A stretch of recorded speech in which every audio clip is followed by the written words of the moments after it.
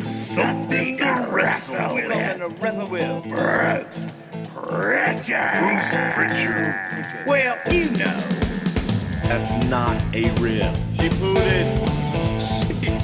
What a rib? No, yeah, amigo. There's no box of gimmicks. Rumor and innuendo. I don't deal in rumor and innuendo. And was he there? I was there. I don't give a shit. I ain't scared of shit. I ain't scared of shit. Fuck him. Fuck you, Bruce. I love you.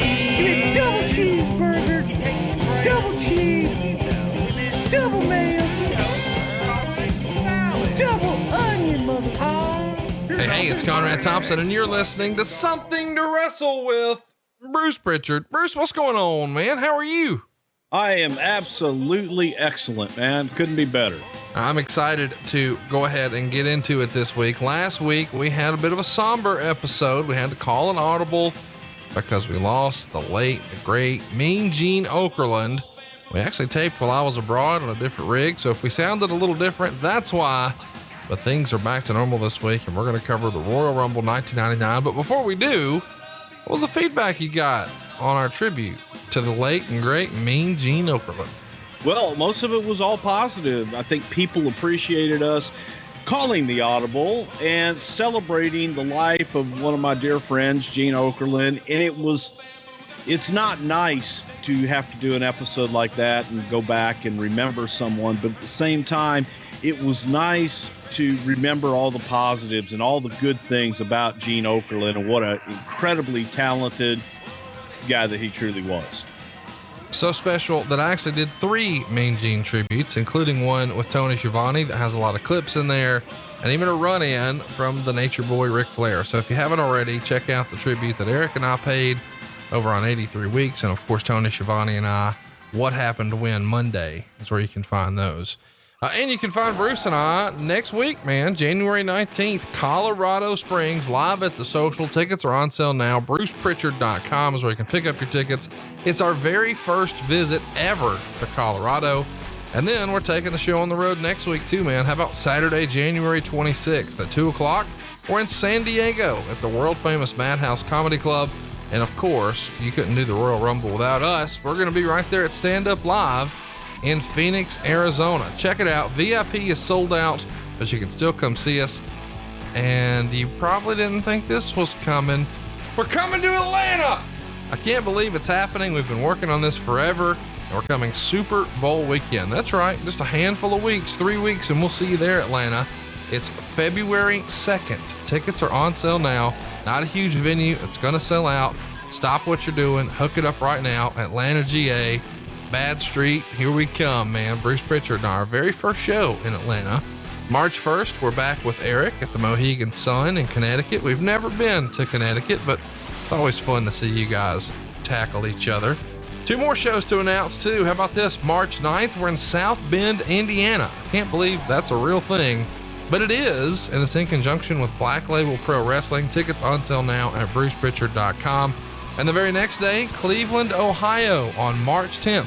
Tickets are on sale there too at BrucePrichard.com. So here's the deal. You guys said you never come where we're going. We've never been to Colorado Springs. We've never been to San Diego. We've never been to Phoenix. We've never been to Atlanta. We've never been to Connecticut. We've never been to Indiana. We've never been to Cleveland. A lot of firsts in here, Bruce. A lot of firsts. Yeah, and we are coming in Australia. You asked for it, you got it, but it's only going to be me, man. It's a solo show. Come on out and support it. I'm going to be in Australia on March 22nd in Sydney, March 23rd in Melbourne, and the 24th in Brisbane. And all that ticket information is at BrucePrichard.com. I'm looking forward to go down under to make a big splash so that we can come back with the Con Man and we can make a huge splash, if you know what I mean. But you know what shouldn't be huge, Conrad? What's that? Down there. You know what I'm talking about? Taming the old briar patch, mowing the lawn, trimming the Yeti. I don't know what you and Tony Schiavone call it, but it's about time we talked about manscaping and keeping the things trimmed and fresh below the waist. Okay. Yeah, because 9 out of 10 women of all ages prefer their guy Manscaped. But you got to have the right tools for the jewels, or you're going to look like you used a machete. So all you got to do is pop over to manscaped.com and check out their perfect package. No. I'm not talking about that package. The Manscaped Perfect Package 2.0 that was a smash hit on Shark Tank. Now, it features the lawnmower, a precision trimmer, engineered for below-the-waist grooming. Its skin-safe technology means no more accidental nicks and burns. Check out the lawnmower and the amazing grooming and hygiene products that come with your perfect package. What's that saying? Trim the shrubs and the tree stands taller? Well, order now to receive a manly toiletry bag. Now, that's a $39 value, absolutely free. All you have to do is enter the promo code WRESTLE at manscaped.com. That's promo code WRESTLE at manscaped.com. All right, man, let's talk about it. While we're here, Royal Rumble 1999, it went down at the Arrowhead Pond right there in Anaheim, California on January 24th, 1999. It did a 1.88 buy rate, which is 8.24 million. Check that out, man. By comparison, Royal Rumble 98 only did a 0.97 buy rate for 3.62 million, an incredible boost in business. Is that one of the biggest year-over-year increases you remember? Jesus Christ. Yeah. I mean, what is that? That's what, 150% increase? Not bad. It's incredible the amount of growth that you guys are seeing here. The 99 Royal Rumble took place at a time clearly where the WWE is firmly in control of the Monday Night Wars. A month prior, Goldberg lost at Starrcade. And of course, at the beginning of this month, we saw Mrs. Foley's baby boy finally become the world champion for the very first time in a bit of a surprise. Even though it was a taped show, it still handily beat the finger poke of doom. And Steve Austin is now not only the top babyface in the business, but arguably at this point, the hottest of all time. And what's making him so hot? Well, he's got a great dance partner and maybe the biggest heel the industry's ever known. First, maybe he was a heel behind the scenes, but now Mr. McMahon is on display on a weekly basis. You guys are now on like a 12-week winning streak in the Monday Night War over Nitro. And it's going to be 13 the night after the Rumble because the hits just keep coming. At this point, was there even any excitement in the air when you guys are winning, or does it just feel like, man, business is on such a high, even if we did slip and lose, who cares? It was pedal to the metal, and it was still an exciting time because business had never been better. And we kept trying to look at what's next on the horizon. What more can we do? And success is intoxicating. We were on a high and we wanted to keep that high going. There was no looking back, and we weren't going to go back and say, oh, well, hell, we were there. Now we're here. We were looking at, we're here now. We need to be better than this in the future. Well, you guys are going to get there. The theme here is No Chance in Hell. And of course, that's based off of a promo that Vince said to Austin during a promo on Raw. And of course, we all know it's the iconic theme song. He still uses it all this time later. And I guess it doesn't even really relate to his character now, but at this time in 99, it really did fit the Mr. McMahon character. He's promised here in this same promo, $100,000 bounty on Austin, which he says comes right out of Shane's trust fund. And it's going to be eliminated, or it's going to be awarded to whoever can eliminate Austin from the Rumble match. The actual theme song, No Chance on Hell, I believe was probably done by Jim Johnston. One of the more iconic themes that he's done because we're still using it today. What do you remember about the No Chance in Hell promo or the theme song or just the catchphrase, how it all came to be? Man, great happy accidents. It was something that Vince used in a promo, and it was something that he just carried over. In addition, it's like, okay, well, No Chance in Hell. Let's carry that over into the Royal Rumble. And that became the theme for Royal Rumble, just No Chance in Hell. And I believe that the song was written for the pay-per-view first, and then Vince kept it from that point going forward. I think that's how it worked. He might have, it may be the other way around, but I think it was originally written for that pay-per-view and that theme. But then Vince kept it, and it's just been synonymous with Vince McMahon going forward, no matter heel or babyface. You got no chance in hell. So, well, one of the reasons that there was no chance in hell is the corporation. It's Vince McMahon's faction, if you will, and it's in full swing. It's come together in the 2 months leading up to this. Of course, we've talked about it briefly from the December pay-per-view. And of course we saw some of it at Survivor Series 1998. At this point, they're pretty easily the top heel faction in the WWF. What did Vince think of the corporation? What did you think about it? Sort of talk to me about how this came together. Well, Vince loved his factions, and Vince loved to have warring groups, if you will, a lot of guys together, and so that you could intermingle and create angles and issues with everybody in the group, and they could kind of be interchangeable at different times. The corporation was something, it was a way to have Vince keep his heat, but also surround him with workers and guys that could go out and take the bumps and be the henchmen and actually work the matches. And for lack of a better term, it was Vince as the lead manager, heel manager in the company. So that was kind of the thinking behind it. Let's talk about where the business is. You know, we mentioned the incredible increase for this particular pay-per-view. Business was already turned around by the beginning of 1998, but with the introduction of Mike Tyson, Austin's going to get even hotter in 1998. And so you guys are going to reach unprecedented heights later in 98. And it feels like you continue to climb here in early 99. For instance, your average attendance in January 98, 7,603 fans. Here in January of 99, 11,195 fans. That's a 47% increase. The gate, it's also up too, 72.8%, going from 134 grand up to 231,000. Your house shows are selling out at a rate of 85.7%, which is really incredible, especially when you consider where house show business is right now. Your average ratings way up too. Check this out. In January of 98, your average rating was a 3.56. In January of 99, it's a 5.58. Boy, there's a lot of people who would be fucking tickled with a 5.58 rating today.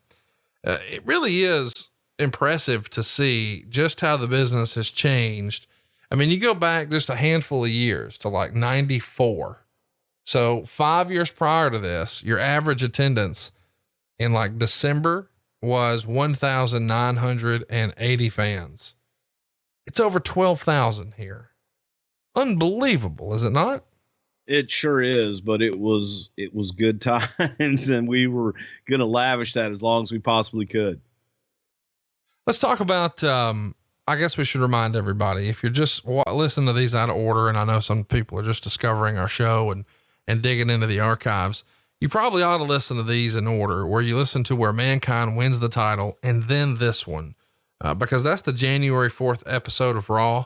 And that really does help set some of this show up. And as I mentioned at the top of the show, it's running head to head with the finger poke of doom on WCW's Nitro product, which is Bruce, take your pills. Thank you. Where Goldberg was supposed to have his rematch with Kevin Nash from Starrcade, but instead they do a swerve. Goldberg is arrested and they announce that Hulk Hogan will be filling in. And instead of Kevin Nash and Hulk Hogan having a competitive match, Hogan puts one finger on Kevin Nash, who takes one of the bigger bumps of his career, and boom, 1, 2, 3, Hulk Hogan is your champion. In hindsight, you know, if you had to really look at it all these years later, is that really the beginning of the end of the Monday Night Wars for you? A lot of our listeners would argue that to them was the end, and you guys were firmly in control. Now, some others would say, no, the end didn't really happen until April. That's when you could really see it in the ratings pretty consistently. But when you just look at storyline and you look at just the creative, is that when you think the end was, or is there a different time that comes to your mind?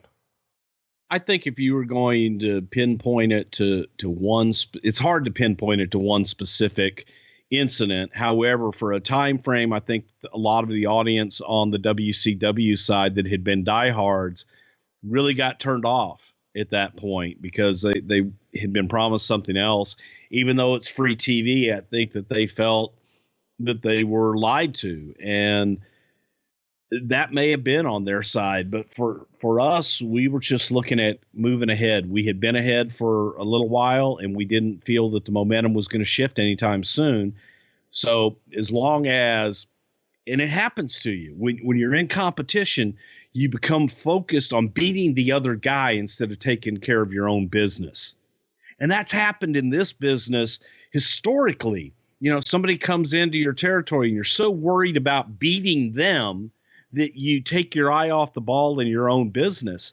So once WCW was doing that, and they had been in control for so long, they were taking their eye off the ball. And we weren't. We started looking inside at our business and inside at our business alone, not really worrying about what the hell they were doing on the other side. Yeah, I guess I should mention here that when we talk about the end, we should at least mention the ratings. Mankind versus The Rock, where Foley wins the world title, gets a 5.9. Hogan and Nash do a 4.6. It almost feels like these are almost like bookends to me, because when you guys first end the streak of 83 weeks, it's with Austin and Vince McMahon. And then when the finger poke of doom happens against the tape show, it's Rock and Mankind. What parallels do you draw there between the two? Well, I just think that we were doing better television, man. As far as parallels, you're looking at building and having a foundation. The allure of the first time that Vince McMahon was ever going to, quote, wrestle, that was a setup for Mick Foley, and that was a setup for Dude Love. And here you established Dude Love as one of the hottest baby faces at that time. And you had Steve Austin and you had Mankind. So it was, you know, thank you, Mick Foley, kind of on both of those situations. But man, we were just on a roll. We've also seen Shawn Michaels turn back babyface, and he's attacked by the corporation. And of course, the reason for that is he's going to have back surgery. And he's going to have to miss TV. So if he's going to miss TV, you want him to come back as a babyface. So they turn him babyface and let him rejoin his pals with DX. The January 11th Raw, a week after that taped show with Foley, is in Houston, your hometown. Another sellout, 12,585 fans, an incredible $284,000 and change at the gate. The show opens up with DX introducing Mankind as the new champion. And he does an interview thanking JR, who is obviously somebody who campaigned for him behind the scenes to even have this spot. And the place goes absolutely bananas when he thanks Steve Austin. And he says his dream is to main event against Austin at WrestleMania. And then Rock, Vince, and Shane come out, and there's a bit of a back and forth before eventually they do an I Quit match with no stoppage for blood loss at the Royal Rumble. There's been lots of, shall we say, rumor and innuendo, and I know we've touched on it before. Was the original plan for WrestleMania 15 supposed to be a 3-way with Austin, Mankind, and The Rock? If there was, I never heard it. The idea that I'd always known and thought was going to be WrestleMania was Rock and Austin. And it was from their chemistry that they had through the Intercontinental angle that they did prior, whatever, a year before. And that was where they were going with the whole corporation stacking the deck against Austin, and for Austin to get that win back at WrestleMania. Next up on the show, Val Venus comes out and swivels his hips in front of a woman claiming to be Ken Shamrock's sister. So Shamrock beats him up, and then Billy Gunn pulls his pants down and bends over. Yeah. Shamrock had elbow surgery just 5 days prior to this, but he's still out here working. is nobody in the back saying maybe this is a bad idea? Well, first of all, he was protected. It wasn't like he was out there working a long match and going through a lot of different stuff. And Ken Shamrock is somewhat of a cyborg. It's hard to tell Ken Shamrock, no, you can't go out and do things like that. And Kenny thought that he could protect it, and he was fine with it. I don't think that would happen today, for damn sure. I think they've instituted things that unless someone is 100% cleared by a doctor, they're not going to go in. At that time, if you had an injury and we could get around it, then you could get around it and guys would go out and work. Let's talk about Ryan Shamrock. This is her debut. How did Ryan Shamrock come to be in the company? Who discovered her? And there's lots of whispers about her on message boards back in the day. What can you tell us about this mysterious Ryan Shamrock? Ryan, I was asked to find a female to play the part of Ken Shamrock's sister for one night in Houston. So I made a phone call to a buddy of mine, New Wave, who was the DJ at the local gentleman's establishment, Heartbreakers in Dickinson, Texas. And I said, I'm looking for kind of a wholesome girl. I just need a pleasant looking young lady. It's a one-off deal to be in the crowd. We can identify her as Ken Shamrock's sister. You know anybody? He said, I've got the perfect girl. Mm. And she was dating, I believe she was dating a guy in New Wave's band at the time. Not really sure of the whole thing, but she was a friend of a friend. She came and sat in the crowd, and we identified her as Ken Shamrock's sister, and she got like a $500 payday for that. Someone liked her because she stuck around for a while. Well, yeah, after the fact, and then Russo was like, oh, we got to get Ryan Shamrock back. We got to get his sister. I said, man, she's not first of all, she's not a worker. She's not an actress. She's not anything other than, well, she's a worker. I think she was going to college at the time. And it was like, I don't know. She's available. So called and asked if she had come in and do some other stuff. And it was all every one of them that we did with her for the first probably month this is one off. We're going to bring you in this time, then we won't need you after that. And then she became a character and a part of the show. And that was one thing that Russo never took into consideration was if you're going to utilize talent and you need people, you need to have an agreement with them. You need to have them on paper. You need to firm them up. You need to have some idea of what you're going to do with them. If it's a one-off, that's great. But if you have an idea for future plans, we need to have something in writing. We need to do something. And all these one-offs, it became, okay, we need to put her under contract because she's damn near become a regular on the show. And that's what it evolved into. Who were her friends backstage? God, at that time she was traveling with Shamrock. She became very friendly with Shamrock. I think she just traveled with Ken Shamrock and Steve Blackman at the time. They were, maybe kissing cousins. Who knows? No, it was brother, sister, man. Wow. It's even weirder.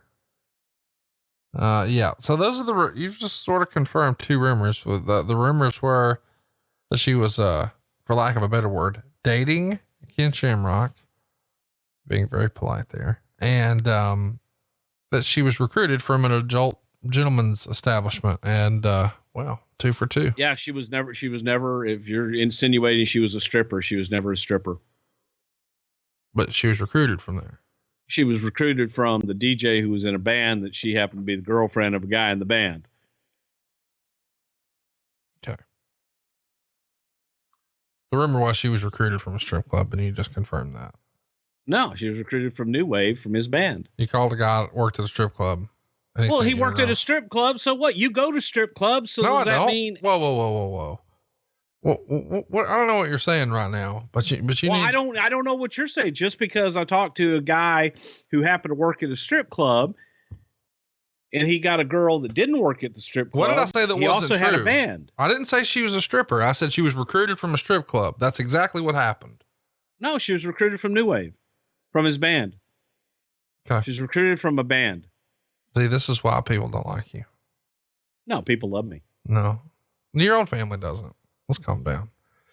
Kane beat Mankind via DQ in a WWF title match when Kane used a tombstone, and then The Rock ran in, and Kane and Mankind are going to use numerous chair shots here. And then Austin runs in and winds up giving stoners to everybody, both Kane and Mankind.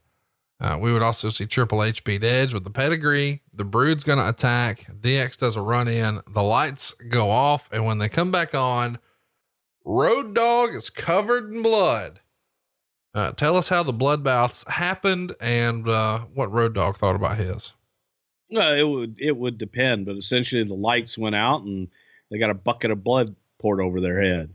Sometimes the Brood would come out and actually do it. Sometimes the guys would do it themselves. It just depended upon where we were, what the logistics of it were.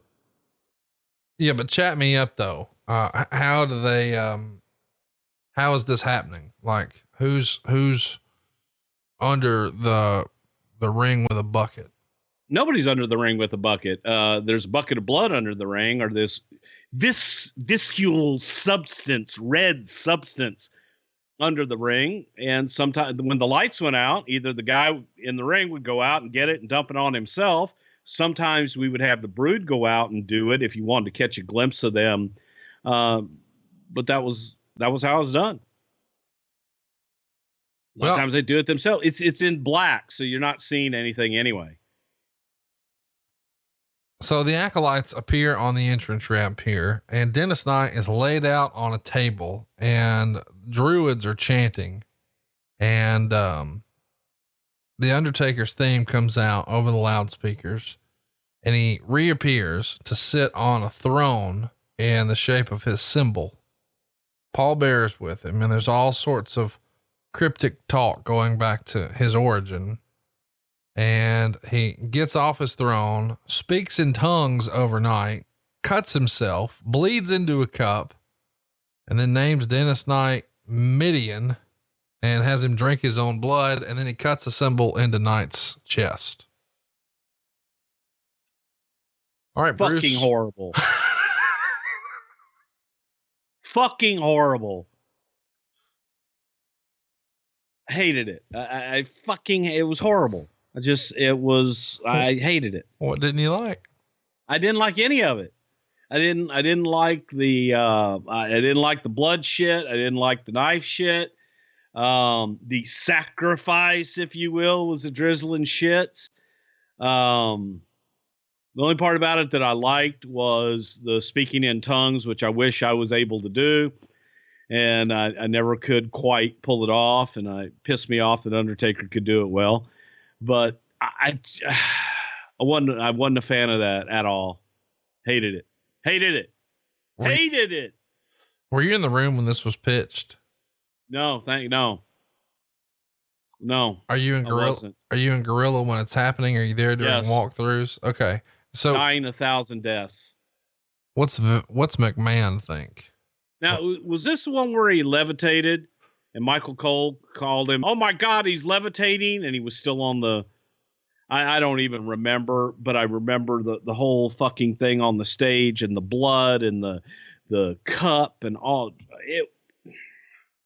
It just was, it was terrible. It was terrible. It was the bad BC movie of the devil worshiper and all this shit. I just thought it sucked. And for me, and again, I'm selfish when I say this, and the Undertaker, I was very protective of that character, and I just thought it was beneath him. I really did. And he liked it, but I didn't. He was cool with it, so they did it, but I didn't like it.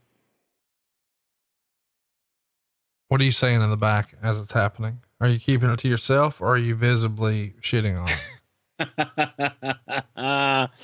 No, I expressed my feelings to Vince McMahon. I expressed my feelings to Vince Russo. I expressed my feelings to The Undertaker.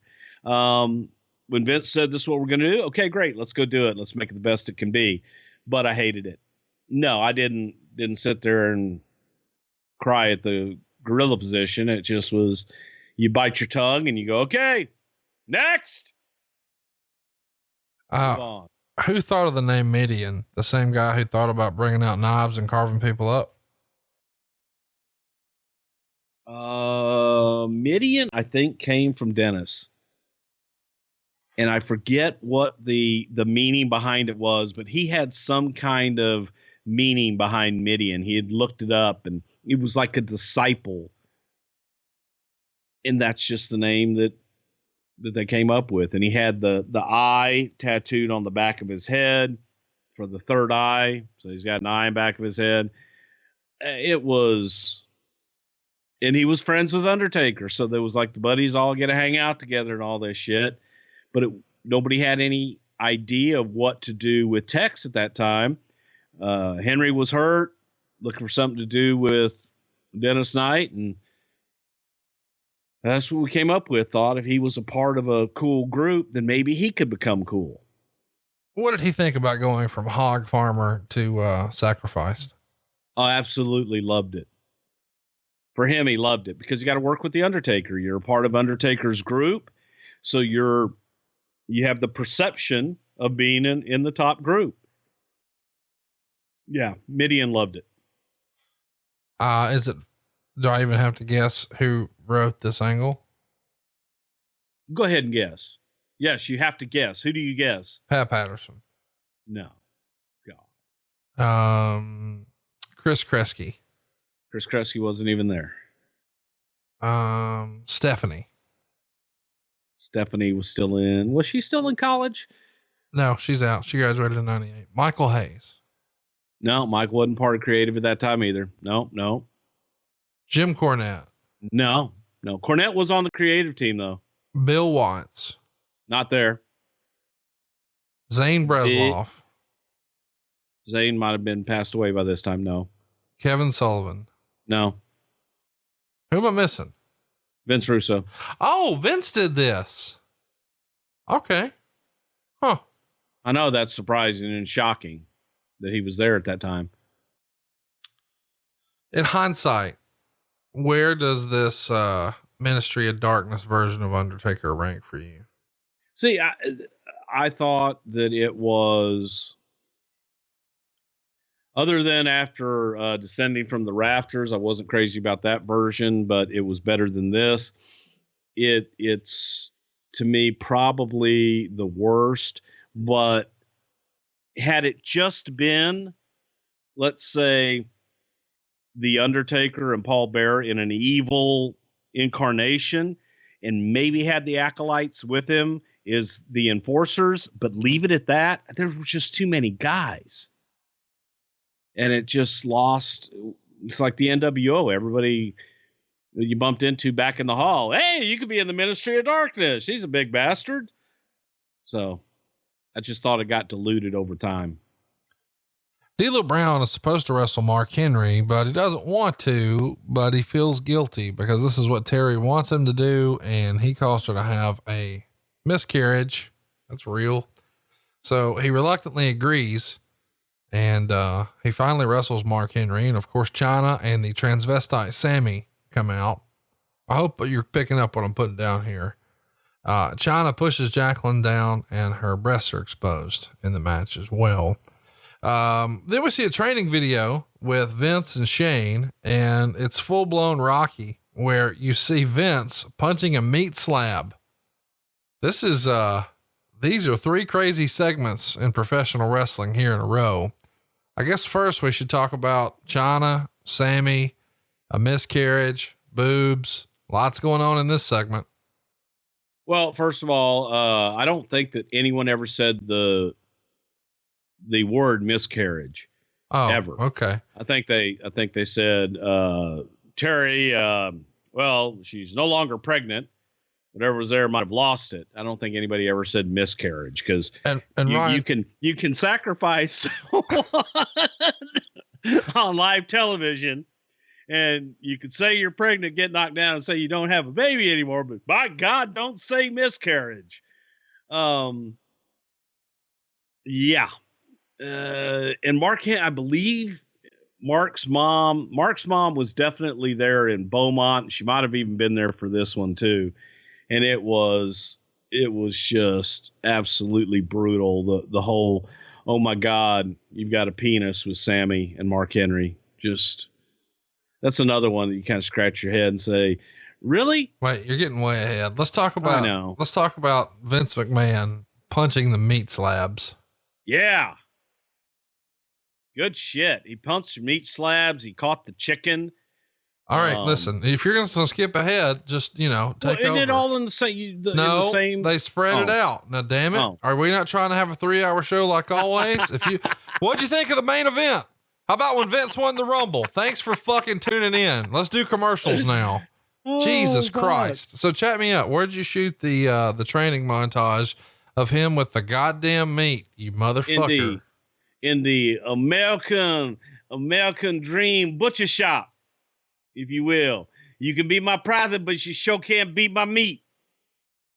The same butcher shop in downtown Stamford that we shot the American Dream butcher shop shit. Little local place, and the guy had big slabs of cow in there that he would cut up. And Loud Vince went in and bought a side of cattle. How much is that big hunk of beef? Okay. Now we're going to punch on it for a while. So after Vince beat it up, does he tell Howard Finkel to throw it in his van, or what's happening? God damn, now chop it up. I've tenderized it.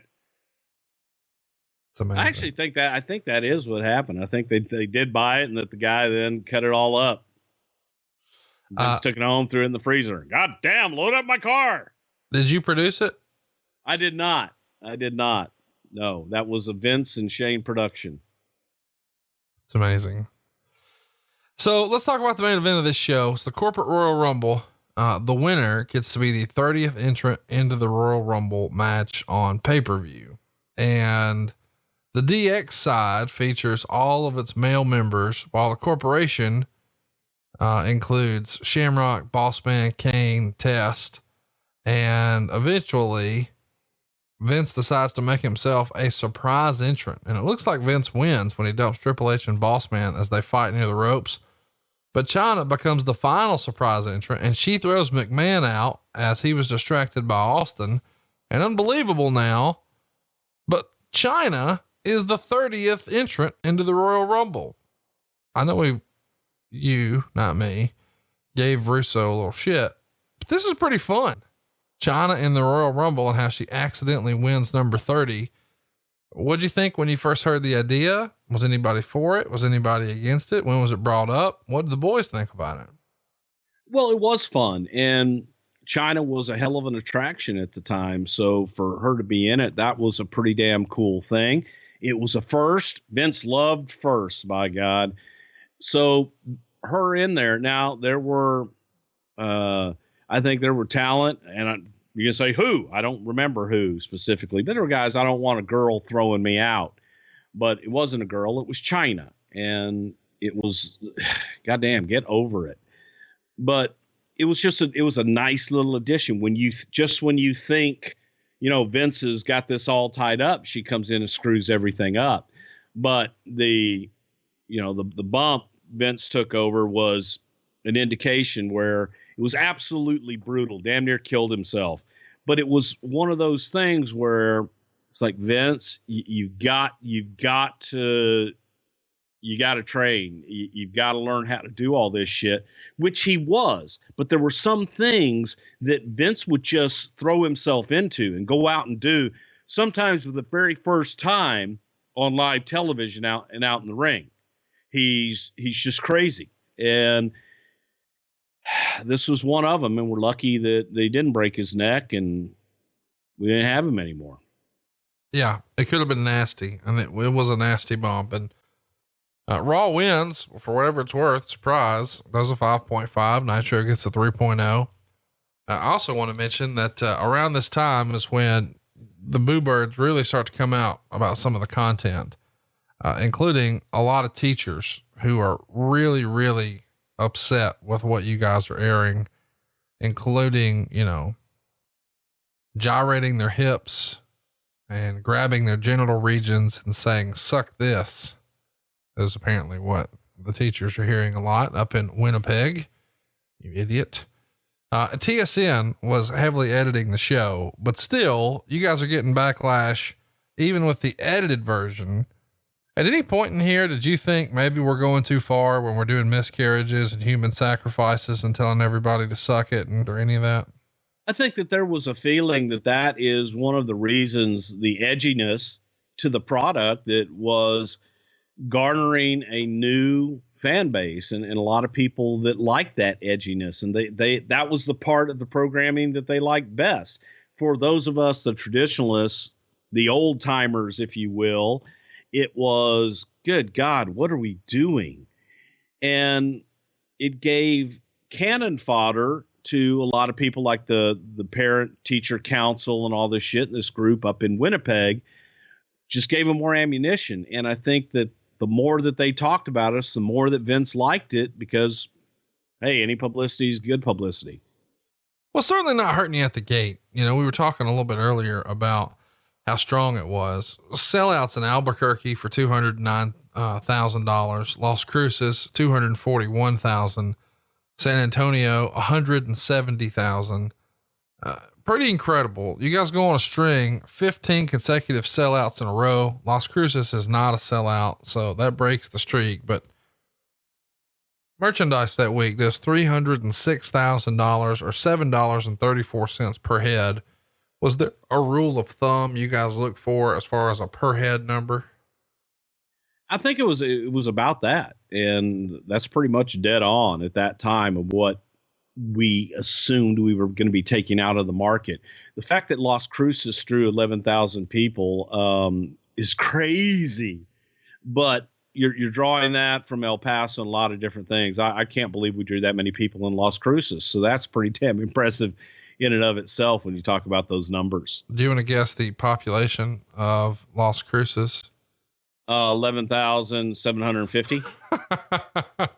I mean, realistically, back in 2000, it was like 75,000. So when you think about, you drew 11,000 in a crowd of, or a town of 75, that's pretty strong.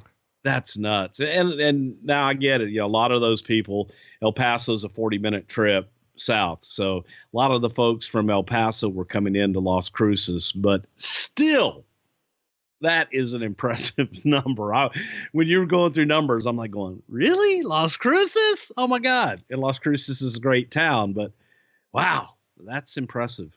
Stone Cold Steve Austin was making appearances on Nash Bridges in this era. And he also taped an episode this week here. How did the relationship with Nash Bridges and Steve Austin come to be?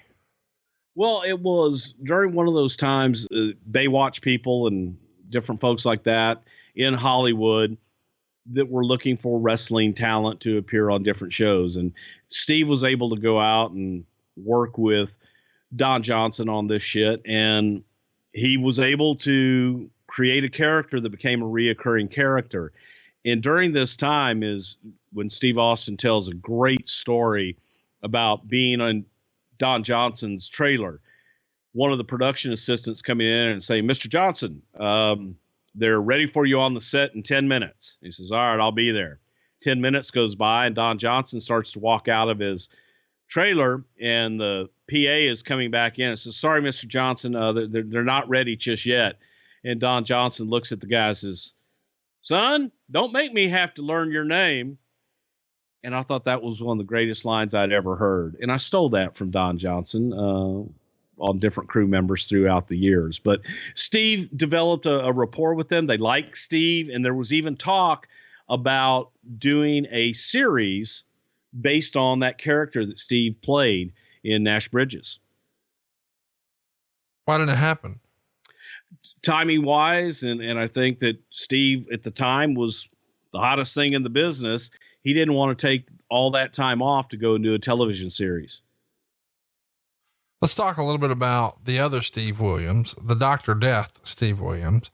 Meltzer would write that they're going to reintroduce him here and he's ready to go. But the plan is to say that he's turned his back on America for Japan and do some vignettes before starting him on TV. of course, we know that really never gets off the ground. The rumor and innuendo is that had he not gotten fucked up in the Brawl for All, he was going to feud with Steve Austin in 1998. What was supposed to have happened with Dr. Death when you brought him in? Had the injury not happened?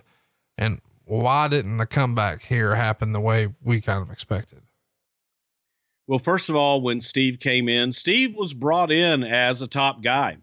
When we looked at hiring Dr. Death Steve Williams, we looked at somebody that could have a hell of a run with Austin and everybody else, Undertaker and everybody else on down the line. So when he was making his debut and JR was talking about the baddest man on the planet being Dr. Death Steve Williams, they put him in the Brawl for All, which was one of the big blunders ever, to take a guy at his age, one of the toughest human beings I've ever known in my life, Dr. Death Steve Williams. But age is not kind. Okay. You're not, I don't give a shit who you are. When you're 35, 40 years old, you are not as good as you were when you were 20 years old. So, the idea behind bringing Doc in originally was to make Doc a top guy, and for Doc to be a nasty heel, and for him to be one of our top guys. The Brawl for All ended that because it screwed him up. And I think that it also not only screwed him up physically, but I think it screwed up Dr. Death mentally as well. His psyche, it wasn't there. He was no longer the baddest guy in the locker room, just based on reputation. He had got his dick knocked stiff by Bart Gunn and tore his hamstring, all that nasty shit. Vince's idea to bring him back, and you and I have never even talked about this, so this was crazy. Vince's idea was to bring him back. He had been in Japan, and to talk about how Dr. Death Steve Williams was turning his back on America. He was all American, and he had adopted the way of the Japanese. And he would not do promos, that he would have a manager do his promos for him. And his manager was going to be me. And I would speak in a Japanese dialect like, oh, boy-san, you know, like this. Wear face paint. And my name. 2 guesses at what my name was going to be. I have no idea. Kabuki. Oh, God. So the whole idea is I would dress up as a Kabuki with the face, just like the old guy Kabuki, the old wrestler Kabuki, paint my face completely, do my hair black, but also wear one of those Kabuki masks when I would go out and do all the interviews, a boy-san, like, you know, a bad Mr. Fuji impression. And I would cut all the promos for Dr. Death. We did it one night in, I think we were in Nashville or something along those times. It was the February 15th. That was the date that we did it. And the only reason I know that is because it was the night before my kids were born, and went out, and it was terrible and then scrapped it. And it wasn't something that I was like, oh my God, I can't wait to do this. It was one of those, Bruce, this is what you're going to do. And I want that voice you do. And it just sucked. And we realized when we got out there, this isn't going to work. This just isn't going to work. And all I did was go out with Doc and cut a promo for the dark. And that would be interesting. That's something that I got to ask if that even exists somewhere. But it was the drizzling shits. Why don't you think that was the plan? Why don't you think it happened? Because it sucked. And but I think at that point, what? You're sacrificing motherfuckers. Yeah. Did a lot of shit that sucked. No, this sucked really bad. So instead you guys go with Jim Ross managing him. It's very brief, but JR's managing him. He's attacking people with suplexes. The goal is, I guess I should say first, in February, he would show up as a masked man who throws Bart Gunn off the stage. And he's doing this to get revenge against Bart Gunn for the Brawl for All loss. And he has a deal where he's pursuing Hardcore Holly and then Tiger Ali Singh for making fun of JR. And according to Williams' biography and his RF video shoot that he did, this was all supposed to build to Stone Cold Steve Austin. And that's what, at least he was under the impression that that's the way it was supposed to go, to the point where a lot of people believe that the spot that Triple H wound up with, where he is attacking Jim Ross to start his feud with Austin, that was probably meant for Dr. Death. Fair to say? No, I would say it would be fair to say that Jim Ross and Dr. Death might have thought that. It is not fair to say that that's what Vince McMahon had in mind for him. Vince McMahon did not see Dr. Death after the deal with Bart, did not see Dr. Death ever recovering from that to be a top guy. He thought if it was at all going to happen, that he would have to do it either under a mask or as someone else. Vince did not have that confidence in him. JR did. But when Doc came back, Doc was kind of a shell of his former self. It's a shame. If you guys have so much great talent that we saw in Japan in the mid to late 90s here, but for whatever reason, these unfortunate series of events, you had Terry Gordy in 96, but it was after he had his incident on the plane and he's the executioner, and it's just not quite the same. And sort of the same deal here for Dr. Death, where it was, Conrad, it's when, people that are really confident and are the life of the party and everything, and maybe they get a divorce or they go through something traumatic in their life and they're a completely different person on the other side. Yeah. That's what happened with Doc here. He had lost that self-assuredness. He had lost that cockiness. He had lost that. Doc naturally walked out with his chest puffed out. One of the greatest guys I've ever had the pleasure to know. I mean, just a sweetheart of a human being and a badass. That fucking Brawl for All destroyed Dr. Death. Destroyed him. Well, that was sad. Let's talk about something else that's destroyed. It's fun to look back and think about what could have been with Dr. Death. And, you guys had other big plans once upon a time for the Debbie Reynolds Hotel in Las Vegas. You purchased it in 1998, but here it's revealed in the torch that you guys plan to demolish it and build an entirely new facility. And allegedly this decision is made because you want to build an auditorium in the hotel where you can have live events take place. And there's no real way to do that with the current structure. Do you remember the whispers of maybe some retooling this idea of the Debbie Reynolds Hotel? Yeah, there weren't whispers. That was Vince's plan from day one.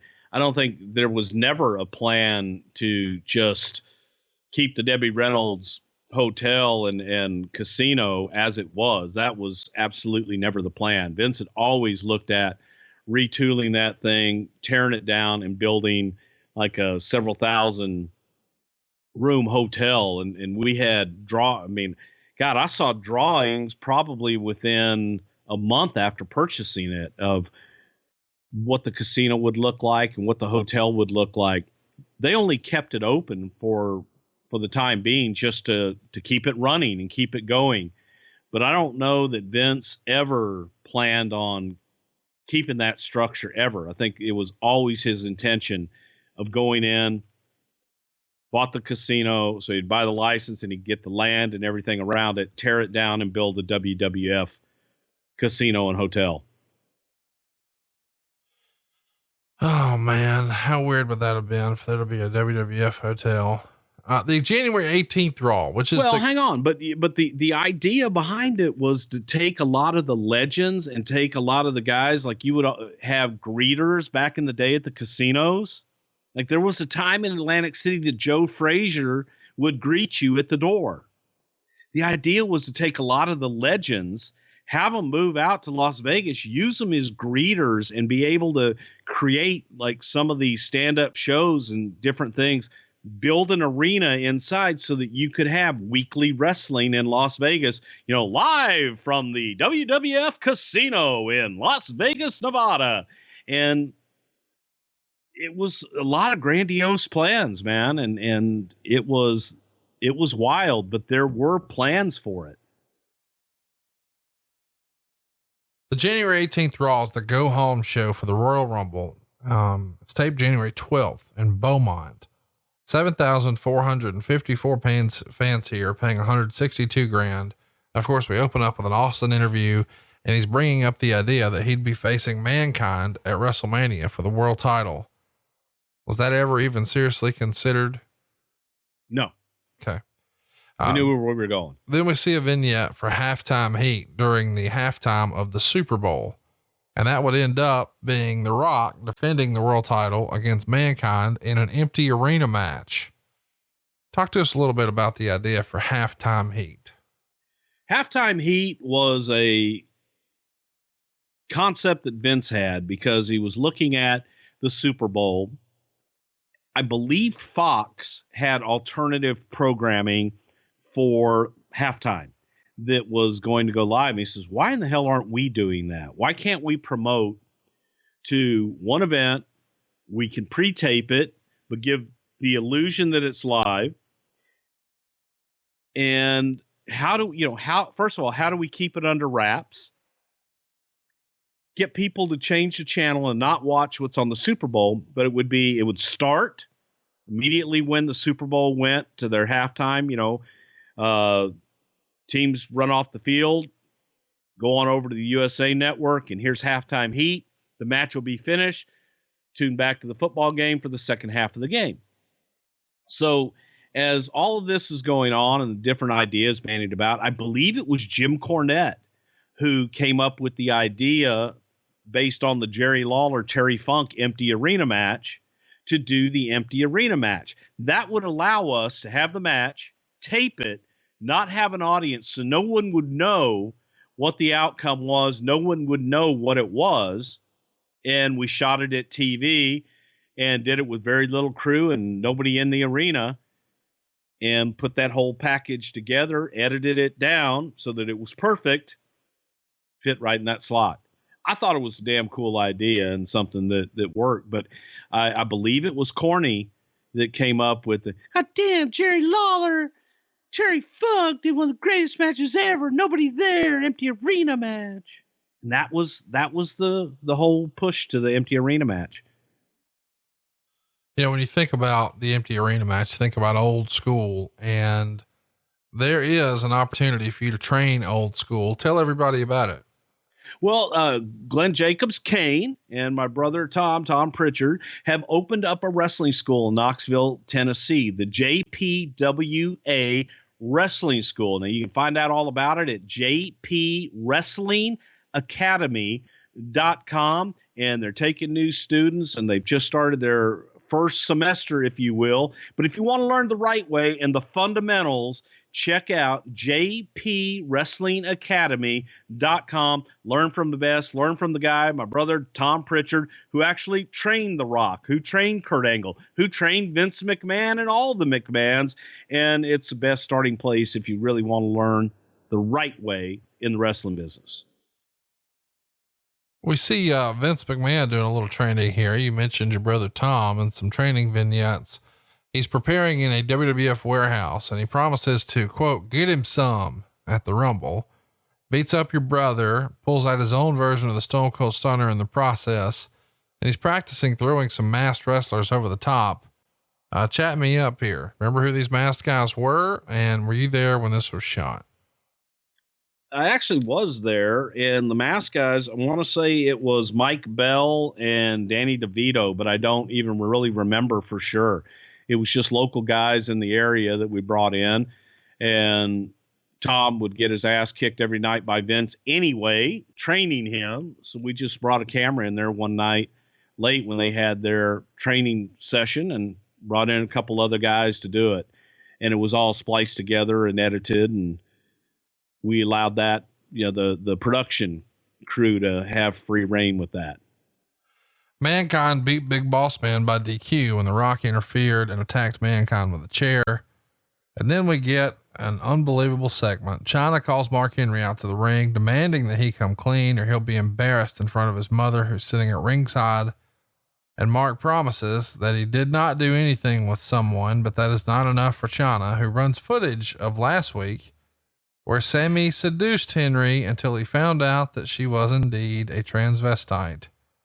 And China tells Henry that she would never sleep with him, and then gives him a low blow. And then we see a shot of Henry's mother as she softly spanks him to close the segment. You know how the internet is. There's rumors that you guys did this angle on purpose in his hometown with his mom there, with the idea that maybe if you push the envelope, you could get him to quit. But other people say, no, that's just Vince. If he knows you're at home, he's going to try to fuck with you. What say you? Well, it was just the culmination of the storyline. The fact that it was in his hometown, it wasn't in his hometown, but it was close enough. The fact that his mother was there, that just added to the story. So that was just great timing and the culmination of the story with his mom there. That's just total fucking bullshit. This was at a time that we were doing shit with Mark, and that Mark was starting to at least get a little better and at least showing some aptitude to want to work harder. So because he was doing so well, let's put him in this angle, right? Well, he was in a storyline. Yep. So was Midian when you sacrificed him. Exactly. If you had to be sacrificed or let Sammy give you a BJ, where are you at? Well, Conrad, I wouldn't be anywhere, but if it wasn't Sammy, I mean, there are times, okay. I mean, you remember when you were always ready to go, right? Just drop of a hat, blow of the wind, whatever it is. Well, now you can increase your performance and get that extra confidence in bed by just heading on over to our friends at BlueChew.com. Now, BlueChew.com, that's blue like the color. It brings you the very first chewable with the same FDA-approved active ingredients as Viagra and Cialis. So we know they work. You can take them anytime, day, night, even on a full stomach. And since they're chewable, they work up to twice as fast as a pill, so you can be ready whenever an opportunity arises, if you will. Now, Blue Chew is prescribed online and shipped straight to your door in a discreet package. So no in-person doctor's visits, no waiting in the pharmacy, none of that awkwardness. They're made in the USA, and since Blue Chew prepares and ships direct, they're cheaper than a pharmacy. All right, and Conrad, you obviously, know an awful lot about Blue Chew and have sung its praises for a long time. And I have some friends that all they do every time they see me is, hey, thanks for the Blue Chew tip, man. And not for the, and they love it. Yeah. So right now we've got a special deal for our listeners. Visit BlueChew.com and get your first shipment absolutely positively free when you use our special promo code WRESTLE. All you have to do is pay the $5 shipping. That's Blue Chew, BlueChew.com. Be sure and use our promo code WRESTLE to try it for free. Blue Chew is the better, cheaper, and faster choice, and we love Blue Chew over here. Something to wrestle with, by God. Gentlemen, start your boners. Pat Patterson and Gerald Briscoe are discussing strategy for their handicap match against China, and Briscoe is hyping his amateur career at Oklahoma. Patterson is talking about his accolades as the first Intercontinental Champion. What a great segment this is. I love the Stooges. They're arguing over who should pin China in the handicap match, and Briscoe makes up a story of how McMahon told him he could get the pin after he sent Patterson to go get some coffee. Midian comes out dressed in red attire and asks Lawler if he can feel it. And then the ministry's music plays, and the acolytes, the druids, Paul Bearer, and the Undertaker all come out. And Undertaker cuts a promo saying how Midian has been overlooked because of the politics of the corruption of our world. And he announces that another sacrifice has been scheduled for the Royal Rumble. Of course, eventually we see Chyna beat Patterson and Briscoe. Patterson at one point gives Chyna a low blow, but of course she doesn't sell it. And Sable tries to do a run in when Chyna's getting beaten on, but Luna starts whipping her with a belt. Briscoe does the corporate elbow, which is hilarious, but Patterson breaks up the pin, which is kind of fun. Patterson and Briscoe then each grab Chyna's breasts over her sports bra, which was digitized on television. And Lawler made a joke about Patterson, who was smiling. And Lawler's joking something like he's not supposed to like that. What'd you think of course, Chyna DDTs both guys, pins them both. What'd you think of Chyna versus the Stooges? I thought it was highly entertaining. It was a funny ha-ha moment. And, we don't do this, but hey, give credit to Vince Russo. I thought it was highly entertaining and very well done. You say we don't do that. We do it all the time. That's my point. I'm just being a smart ass here. Well, people are going to take it literally because you're just poking the fucking bear lately. What the bear?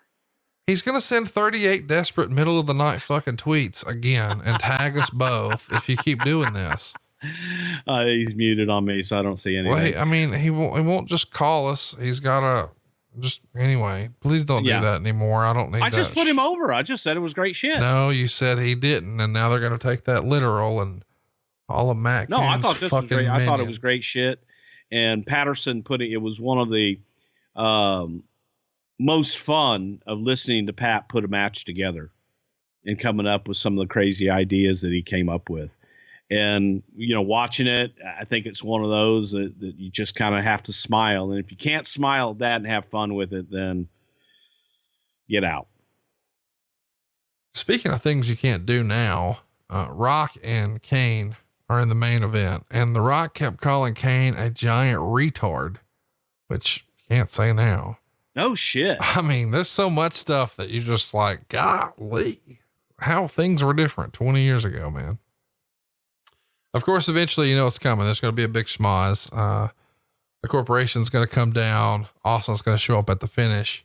Austin, helps these guys earn a near record rating here, 5.59 and an 8.3 share. Nitro only does a 4.86 and a 7.1 share. Really, really, really unbelievable rating.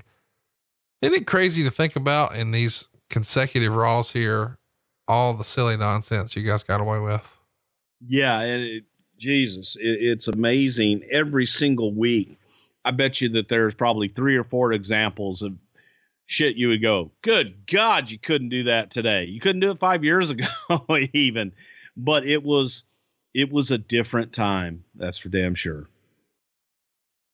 Wade Keller would report Terry Taylor's role in the WWF is that of assistant booker and TV writer. He started with the company on Tuesday, January 19th by participating in a booking meeting at the usual setting of Vince McMahon's home dining room table.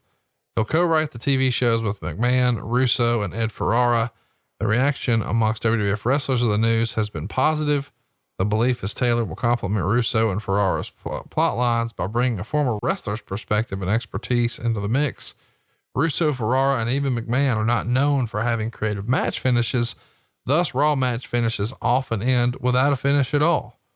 Russo has preached that matches don't need a finish as long as they're entertaining, but that's seen as convenient for someone to take, but when you're not known as having experience with booking match finishes. As of now, there are apparently no plans for Taylor to return to the ring, although that hasn't been ruled out. Of course, it doesn't happen. When you read a report like this and you read that it happened allegedly at Vince's dining room table, you got to start to wonder, well, who leaked it? And then you read how all the wrestlers are really excited and he's going to add a lot because of the finishes. How fast, when Terry Taylor got in his car out of Vince's house, do you think he called Wade Keller? Well, it's a giveaway when the description of his job is assistant booker. There has never been a booker or assistant booker in Vince's time of having a company. Vince, if there was ever a booker, Vince is the booker. If if you want to call anybody the booker, Vince just never used that term. Vince hated that term, as a matter of fact. So that kind of tells you, where the head of the person that fed him that, and it all kind of comes from Terry. But I will also say this, when Terry came in and Vince was looking for someone to sit down with him from a wrestling perspective, Terry was available. Jim Ross and myself both were like, well, you know what? He probably could help you. He's had experience and he's as good as anybody else. And if he's available, let's give him a shot. He was young and he had experience. Give it a shot. But it certainly proved fairly quickly that, old habits were hard to break. And what do you mean? Well, like what you just said, how all this got out and the way it got out as quickly as it did, because no one internally, it wasn't a big deal internally that Terry was there. Terry was just another member of the team. And that's the way it was presented to each and every one of us. And Jim and I, from Talent Relations, we were both in favor of it. We were in favor of Terry coming on and helping out. His reputation, I think, with talent over the years and things like that were one of, they didn't trust Terry. And for all the things that you just brought up, the feeling was that there was a leak to the dirt sheets, what have you. I don't know that it was necessarily welcomed with open arms. When you guys see that this is in the newsletter right away with details like this, I mean, as you said, it's easy to figure out who it is. Does somebody put it on Vince's desk? Like, look at this shit. Didn't really care. I mean, there wasn't a whole lot of stock put into what was in the dirt sheets, because 99% of it was wrong anyway. It was just something else to point out. If you went in and showed Vince everything that was wrong in the dirt sheet, or this bullshit that's printed in the dirt sheet, you just have to take him dirt sheets every week. But Howard Finkel would kind of prepare a synopsis of what's in the news. What's the dirt, as Jim Barnett used to say. And Howard would kind of condense everything into one deal. But we didn't pay that much attention to that kind of shit, honestly. How does he get back in? You said he wasn't necessarily welcome with open arms. Who suggested him? Was he reaching out as a squeaky wheel gets the grease? I believe that Terry was reaching out. So his name came up. Vince wanted someone with wrestling experience sitting in with him. Pat was long retired at that point, and it was a name. It was somebody that was reaching out, and Terry's got a pretty good presentation, man. Terry's slick. So he had a good presentation, and Vince was willing to give him a chance, and Vince has given people, chance after chance. He gave me another chance. So, that's what he is. That's what he does. Plus, Vince asked JR and I both, and we both were like, yeah, Terry would be good to sit in with you guys. He's younger, he's not of that old school Pat Patterson and, that ilk. He was newer generation, so thought he might be able to fit in a little bit. And he definitely had wrestling experience. And under that guise of being a part of a 4-man team with Vince McMahon, Vince Russo, and Ed Ferrara, how much damage can he do? And hopefully he won't self-destruct. Men's Te'o asked for his release around this time, and he's already back in Japan. Dick to Go is going to get his official release on March 1st, and he's already gone and back in Japan. Funaki is living in San Antonio, and he's going to stay. Taka has asked for his release and also is back in Japan, but they want to send him to ECW to try to keep him away from WCW. Any stories of Kai and Tai you can share here? Indeed. It was just during the time we had Wally Yamaguchi as their interpreters and their manager on air. Wally was looking to get back to Japan, and the guys were homesick. They didn't want to live in the States anymore and travel as much. They had come from Michinoku Pro in Japan, which is kind of like the northern part of Japan, and it was a smaller territory. And they were big fish in a small pond there. They enjoyed it, and they were getting homesick, so it was time for them to go. Funaki he had settled in San Antonio. He loved Texas. He loved San Antonio, and that's where he wanted to stay and raise his kids. So Funaki was like, I want to stay. Whatever I can do, I want to stay. Taka, he was kind of in between. He had been gone Taka had been there longer than the rest of them.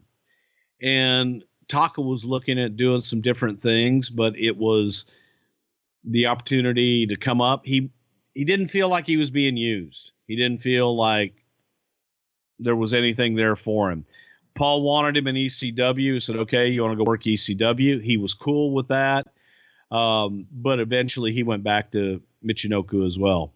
And Funaki stayed, man, and Jesus, he's still there because he's a good human being, and you tell Funaki be there at 10, he's going to be there at 9:45 every single time, ready to work, and he's just a wonderful, wonderful, wonderful human being. How hot was VHS for you guys? In my research, I found that the top VHS charts as far as sales for the United States, you guys had 8 of the top 10. It was fucking amazing, dude. It was I think the reasoning for it was we were able to just crank out so much content, and we could crank them out fairly quickly this time. Back in the day, when you go back into the 80s, when we were doing Coliseum home video, to produce a home video would take 6 months for one of those compilation videos. Why it took that long, I will never know. But it took that long. Then you had all the dubbing and the packaging and everything else that went into it. Well, come 1998, 1999, it was a different world. And plus, you weren't selling them for $69.99 a pop. Now you could sell them for $9.99. So they became affordable, and we were cranking out so much content anyway that we would record dark matches. We were recording stuff all over the place that wasn't being seen by anybody. Man, shit, put that on a videotape and sell it. So it was just a really good time. The business was hot, and the audience wanted more. Raw was only 2 hours then, and you didn't have all this other stuff going on. So you didn't have SmackDown, you didn't have all this other crap, and people wanted more content. Now they've got 100 hours of it first Monday, Tuesday, Wednesday, it seems. Let's get to the Royal Rumble. Sold out weeks ahead of time, 14,816 fans in the building, of which 13,597 were paying $630,050, another 137 grand and change in merchandise. Whew. What a house. There's one dark match on the show. A couple of guys, I don't know if they'll ever do anything in the business. Christian and Jeff Hardy. This Christian guy got the pin in 11 minutes with, what would become the unprettier, at this point, it was still referred to by Dave Meltzer as Tommy Rogers Tamikaze. And Meltzer loved the match. It went 11 minutes, and he says it was the second best match on the entire show. Pretty cool peek into the future here. 14 months after this, in the same building, these two men are going to be a part of that famous triple ladder match that really helps put them on the map at WrestleMania 2000. Let's get to Sunday Night Heat. It did a 4.77 rating. That's actually higher than Nitro 6 days prior, which only did a 4.4. They opened with a montage of the Austin McMahon feud And then Kevin Kelly and Shane McMahon open the show. What did you think about Kevin and Shane as the voice of Sunday Night Heat? Yeah, I thought they were fine. I just don't think that Shane wasn't a commentator. Shane wasn't a color guy. I don't think that was his forte. Kevin Kelly, to me, was a really good play-by-play guy. I think he's still a pretty good play-by-play guy, but them as a team, and I just don't think that was Shane's forte. So always felt like it was forced to me. Let's talk a little bit about, Vince, Gerald, and Pat Patterson coming to the ring for No Chance in Hell. Shane joins them in the ring, and Vince announces that Austin has 30 minutes to arrive at the arena or he's going to be eliminated from the Royal Rumble. I guess I should mention here that we've also seen footage of Austin trying to pull up to the arena in his pickup truck, and a parking lot attendant tells him that Mr. McMahon is only allowing limousines in the VIP parking lot. Austin gets angry, peels out of the parking lot, and says he'll find a limo. So at this point, now McMahon says, well, he's only got 30 minutes or he's eliminated. And we also see Mankind is going to have to wrestle a warm-up match against a mystery opponent on the show. And Shane goes back to the broadcast table, and Vince and his crew leave. And then we see a limo pull into the parking lot. After the break, the Stooges meet up with the limo, and a large black man wearing a ski mask exits the limo and goes into the arena with the Stooges. This is directly from the Observer. Bob Holly and Scorpio beat Taylor and Christopher in 3 minutes and 52 seconds. The work was not good, according to Dave Meltzer. We do see a way to set up the Acolytes attacking the Job Squad, which has the Undertaker and Paul Bearer made up coming to the ring. And a shot of Mankind is shown in the boiler room, and Shane's taunting him while on commentary. And Mankind's calling him a pretentious little twit. And he's making that rhyme because he's saying he wouldn't quit. And, this is a pretty important promo because you see Mankind scream that The Rock is going to be the one to scream, I quit, I quit, I quit. And Shane thanks Mankind for the kind words. Then we see a Stone Cold countdown clock, which is giving us the exact time that Vince gave Austin to arrive at the arena. And of course, we've got a continued shot here in the parking lot, which allows a monster truck limo to appear and then barrel over a bunch of cars like you would see at some arena show for monster trucks. Austin jumps out the driver's door and comes to the ring. Tell me about this monster truck limo. Did you guys find it first and then just reverse book all this stuff? Where in the world does one source, and who in the world sources a monster truck limo? Well, you go in the phone book to Monster Truck Limos R Us and give them a call. And there's quite a few in Anaheim, to be exact.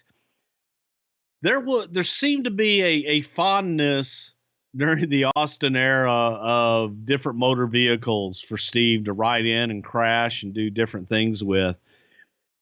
I believe that this one, because there were so many, we were working on the Stone Cold monster truck in general to compete in the monster truck competition that toured and goes around the country, and you had your grave diggers and all that. Well, they wanted a Stone Cold monster truck.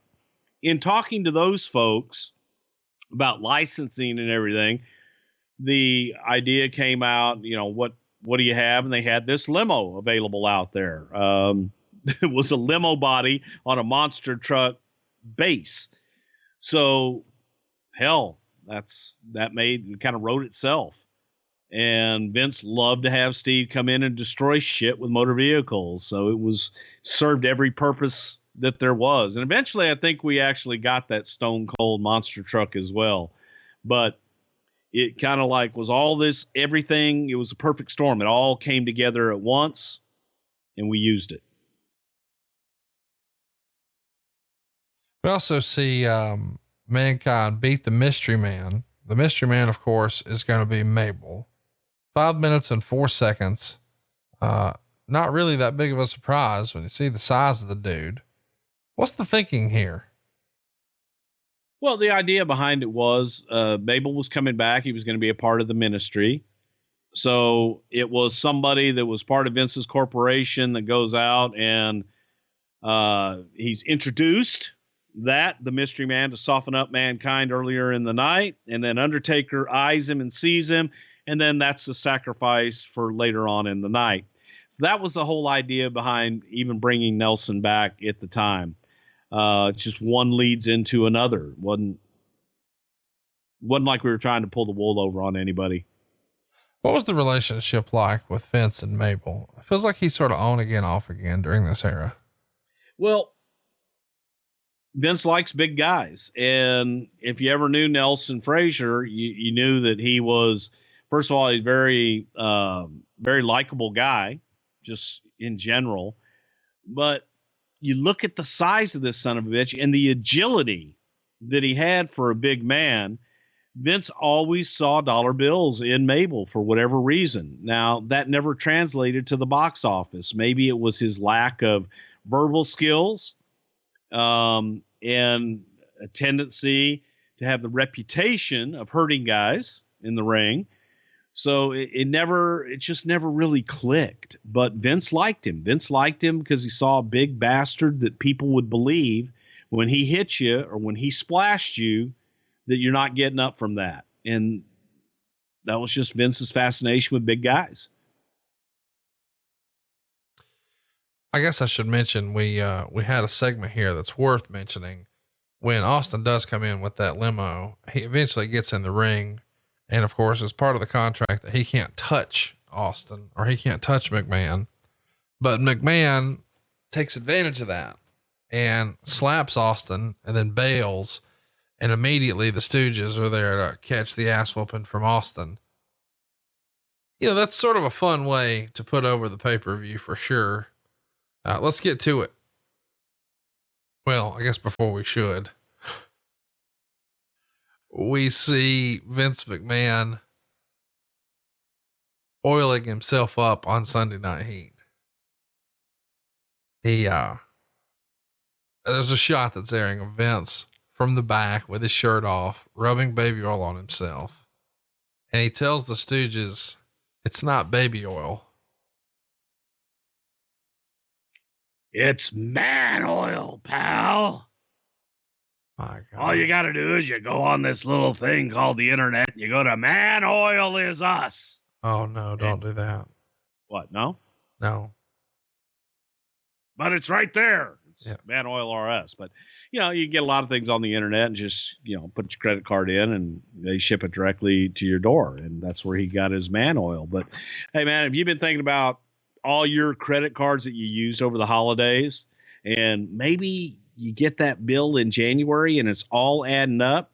You need to make this your New Year resolution. You need to visit our friends over at Lightstream. Okay. If you want to lower your interest rate and save with a credit card consolidation loan from Lightstream, you'll get a rate as low as 6.14% APR with autopay and save thousands in interest. Now the rate is fixed, so as rates continue to rise, your low rate won't budge. Get a loan from $5,000 to $100,000, and you can even get your money as soon as the day you apply. The application is 100% online, and there are no fees, and the Lightstream website is so easy to navigate. Conrad, you've actually used Lightstream to get a car before. Yeah, it's super easy. I can't recommend it enough. I was able to, just in a couple of clicks, go ahead and get a check overnighted. I went to the car dealer, negotiated like a cash buyer, stroked him a check. I was done. I got a great rate, better than I could at my local bank. I got awesome terms, and I didn't have to have any hassles. I mean, it was just a couple of clicks, boom, done. It really is that easy. And our listeners right now can save even more with an additional interest rate discount. Now, the only way to get this discount is to go to lightstream.com/wrestle. That's lightstream.com/wrestle. Now, Subject to credit approval, rate includes a 0.50% auto pay discount. Terms and conditions apply and offers are subject to change without notice. Visit lightstream.com/wrestle for more information. All right, let's talk about the show here. Let's get going. But I guess before we do, we should mention JR is not on this show. He's of course normally here with Jerry Lawler. Instead, he's going to miss this event with Bell's palsy. What was your relationship like with Jim during this point? Jim was still in the office every day, and Jim just wasn't on camera, and didn't have the endurance, I guess is the right word, to be able to go out and call a live show. And plus he was self-conscious, I think, in the way he looked, and also the slurring of the voice, because half of his face was paralyzed with the Bell's palsy. But Jim never missed a day of work, was in the office every day. And he actually was at the pay-per-view producing Michael Cole and Jerry Lawler during the live show. When I went back and watched this week, I couldn't help but think about just how damn long Michael Cole had been the voice of professional wrestling. It really is incredible when you think about that. We're covering it 20 years later.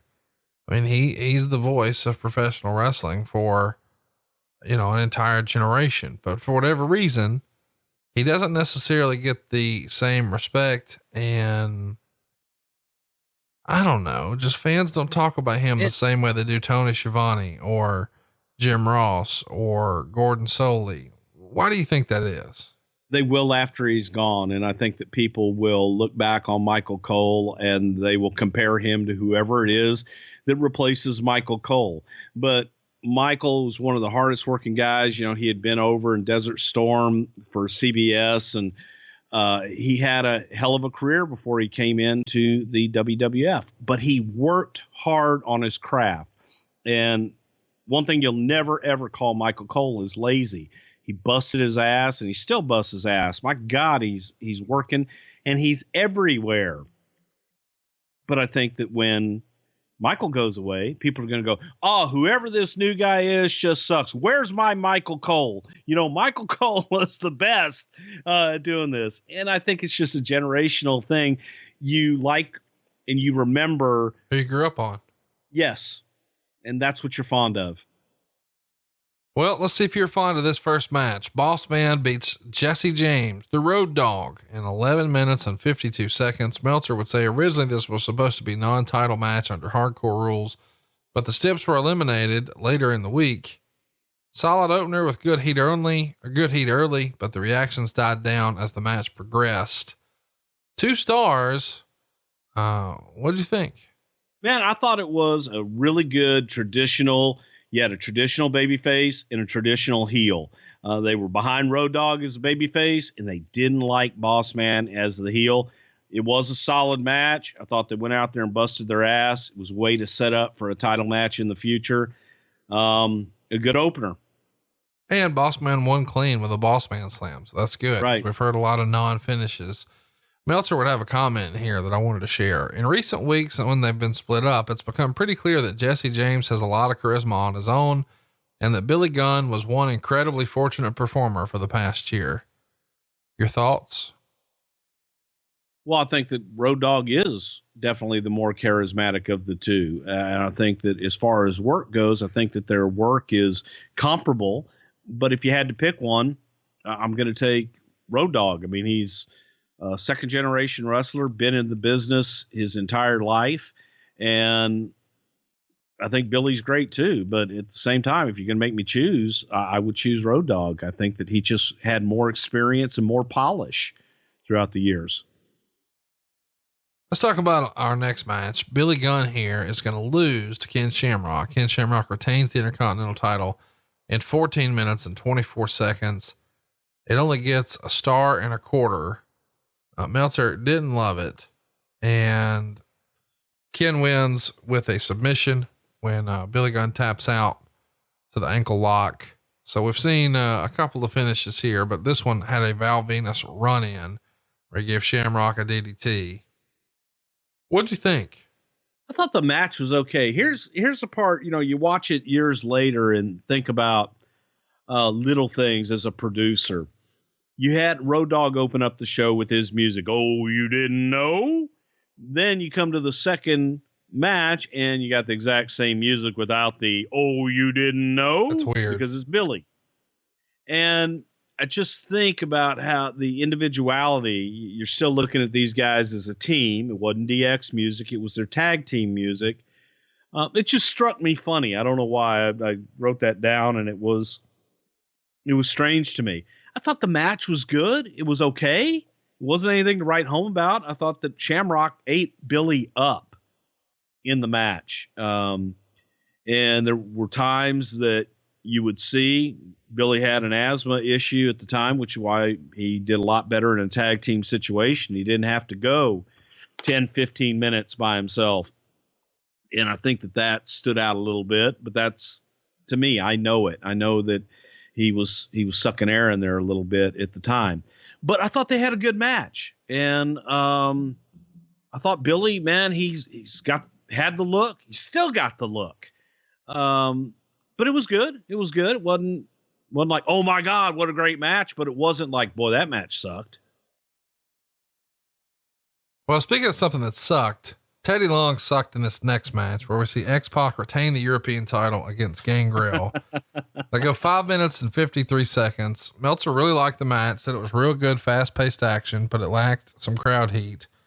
And, Meltzer would say the only negative to the match, aside from it being terribly rushed, was a spot where Gangrel was supposed to roll through on a crossbody. He didn't roll through, and the two were caught in mid position, and referee Teddy Long then screwed things up by counting 3 for what was a planned near fall. The crowd booed and chanted, "You fucked up" at the guys, which killed the build for the finish, which was an X factor, which occurred only moments later. It stood out when you watched it back, did it not? Holy shit. And they replayed it. Yeah. That was the other part about it. You know, you watch it live and go, oh shit. No, he didn't. And then they replay it. I'm like, holy fuck. Yeah, not good, because when it started out and I'm taking notes on it and everything, and I'm watching this match and I'm thinking to myself, we had some great talent at that time, top to bottom. We really had some great talent on the roster, and people a lot of times don't throw Gangrel into that mix. And Dave Heath was just an excellent worker. He really and truly was. And you put him in there with X-Pac. I thought the match was really good, and all of the air came out of the building in the match on that, 1, 2, 3. And man, we go back and remind everybody in the replay and then go into the finish. And it's like, really, what the fuck were we doing? Yeah, that was a fuck up. That fucked up what would have been a really great match. Well, this was never going to be a great match. Sable and Luna in a strap match, 4 minutes and 43 seconds. Sable gets the win. Meltzer hated it, gave it a dud rating. It is sort of interesting to see Sable with the strap, not knowing exactly what to do, but trying to wear out Luna. Luna eventually has enough and just turns away and puts her back on the ropes, like, throw me into the fucking ropes and quit hitting me with that goddamn strap. Shane McMahon gets on the apron for some reason to distract somebody. Terry just appears randomly, and she's referred to as a stalker from the crowd. And this is her debut, of course. She comes out and punches Luna, and that allows Sable to touch the 4th turnbuckle to win the strap match. Bad stuff. We've talked about this one before. What'd you think? I thought, again, watching it all over again, it wasn't that bad. And Luna got as much as she could.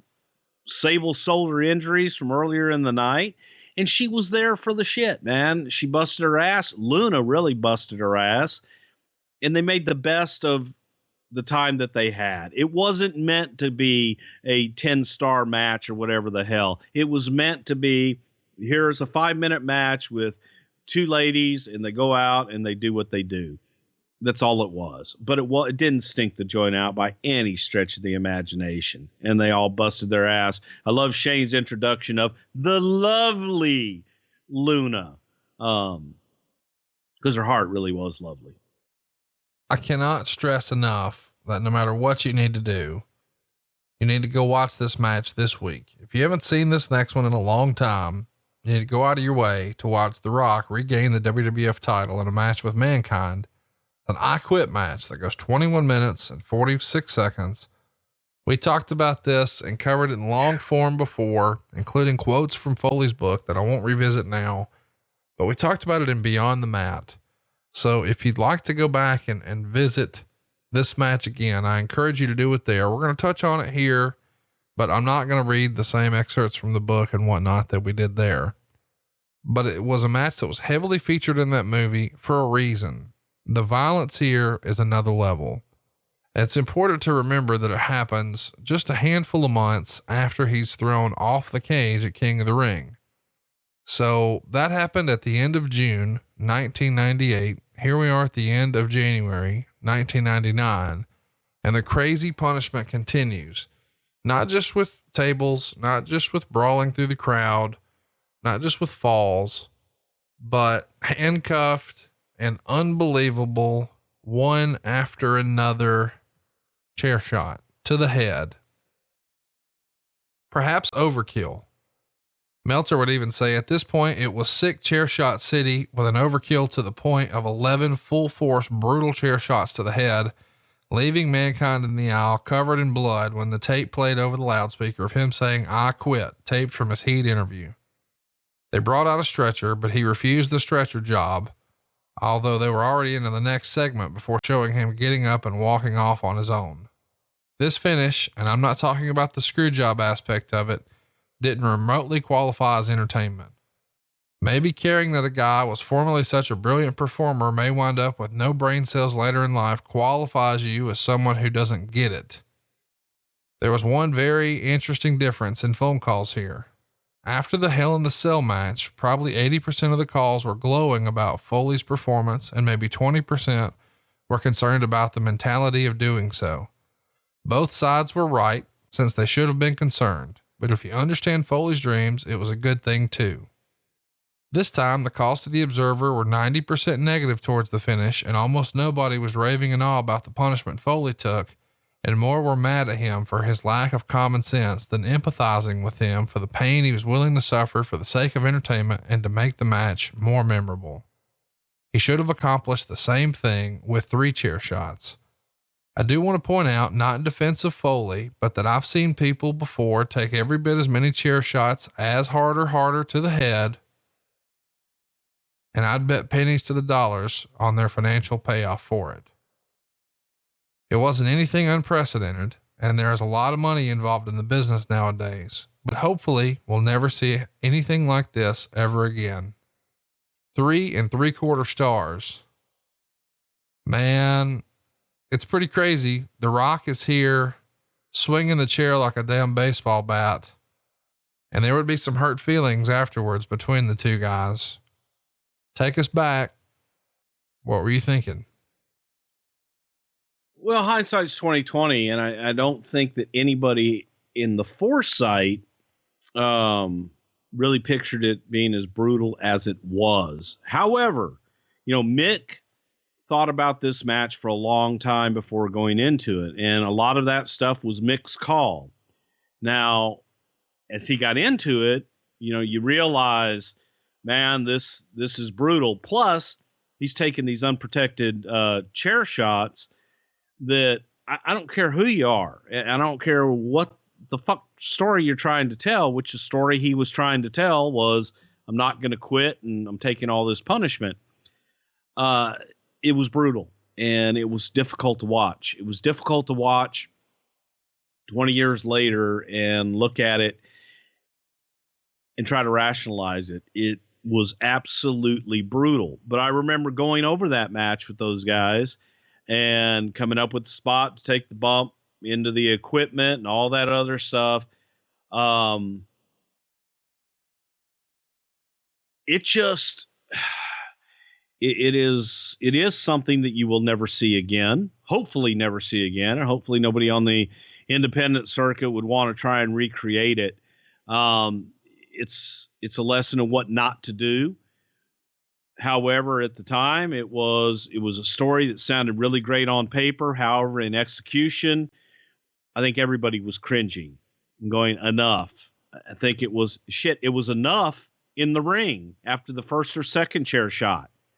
It should have been over then. And that's hindsight. And that was also something that Mick kept getting up. And Mick kept, calling for more. And maybe Mick wasn't in his right mind at that time and doesn't even remember that. And, Mick telling Rock, you got to come with those chair shots. Not doing what he was asked to do. And I think at the end of the night, it was a misunderstanding. There's even footage of Rock checking on Mick after the match. And you also have to take into consideration, Rock wasn't done for the night either. Rock still had to come back and do the thing with Austin at the end of the night. So, Rock's got to get showered up, get dressed, and do all this other stuff. But he did go in and check on Mick. Mick doesn't remember that. And it was a horrible scene with his family and the fact that his kids, had to witness it. That was horrible. And it was something that as he revisits, I think he regrets. And as a producer, I regret, I don't think anybody saw it for what happened. I think that we pictured something else. It was brutal, absolutely brutal. Let's say it like it is, unless I don't want to tuck it here. Rock got carried away and did too many chair shots. Well, again, I don't know that Mick Foley wasn't calling him, and Mick getting up. And I think that Rock thought he was going to do 2 chair shots in the ring and then go to the back. But Mick kept getting up and kept coming for more. So again, that's a call on the fly. And it's a judgment call, and it's something that's why, look, I wasn't in the ring. I don't know if Mick called for him or not. I don't know. But both guys are at fault for even coming up with the thing. And it was just brutal. But Rock was doing his job, and Mick was doing his job. It was just brutal. And it was fucking too much. It was just, there comes a point where I think that, somebody should have audibled and said, man, you're in the moment. This is too fucking much.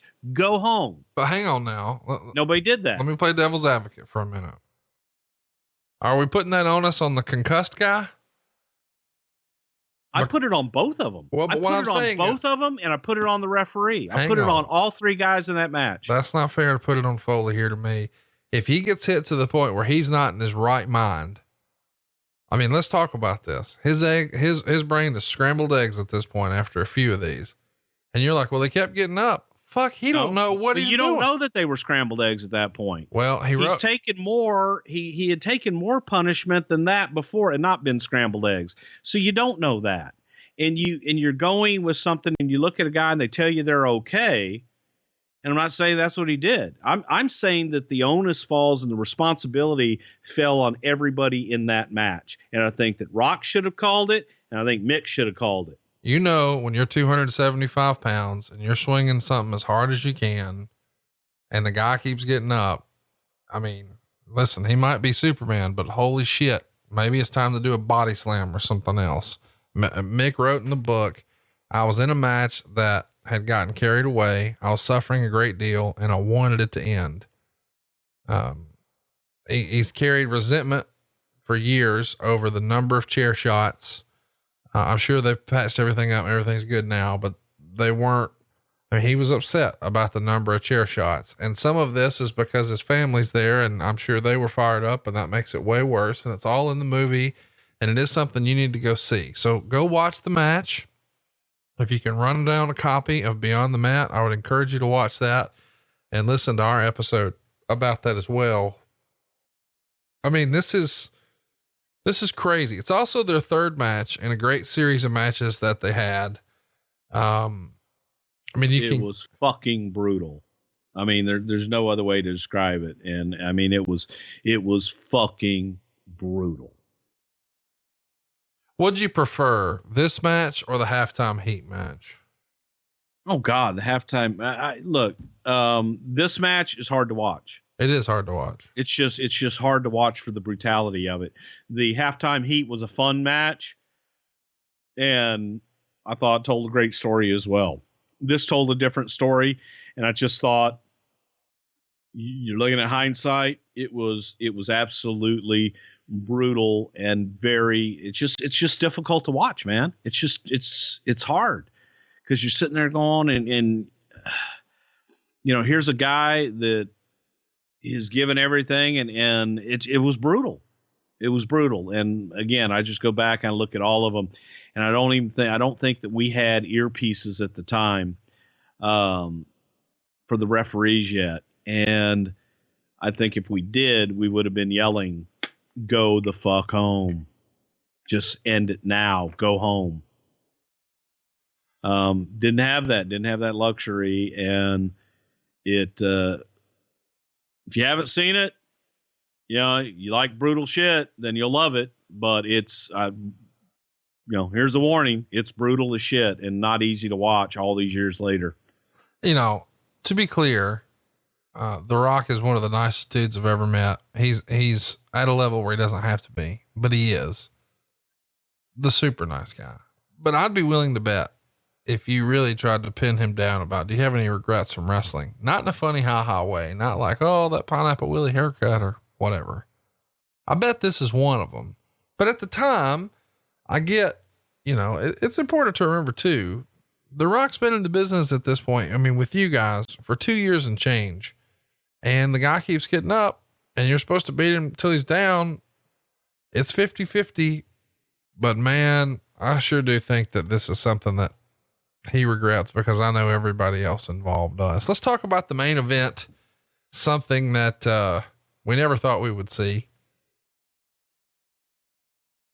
Vince McMahon wins the Royal Rumble. 56 minutes, 38 seconds. It's never specified on this show how long it will be in between people joining in. And there doesn't seem to be a set time. Well, Conrad, I ran a stopwatch and I timed every single interval. And yeah, there was no specified time. It's amazing. I think every one of them were pretty much different. Yeah. Sometimes it feels like it's 90 seconds. Sometimes it's clearly not. But sometimes it's a minute and 11 seconds. It's crazy. Sometimes it's 2.5 minutes. Hey, but who's counting? We start with McMahon and Austin, and McMahon is coated up in the baby oil here. Chat me up here. Is this Vince McMahon's like fantasy? I mean, this has to be something that, even though he tries to downplay it and not get overly excited or acknowledge it for anybody, the way he's carrying on here, he's having fun. Oh, hell yeah, he's having fun. Come on, this is what Vince dreamed of since he was a kid. Sure.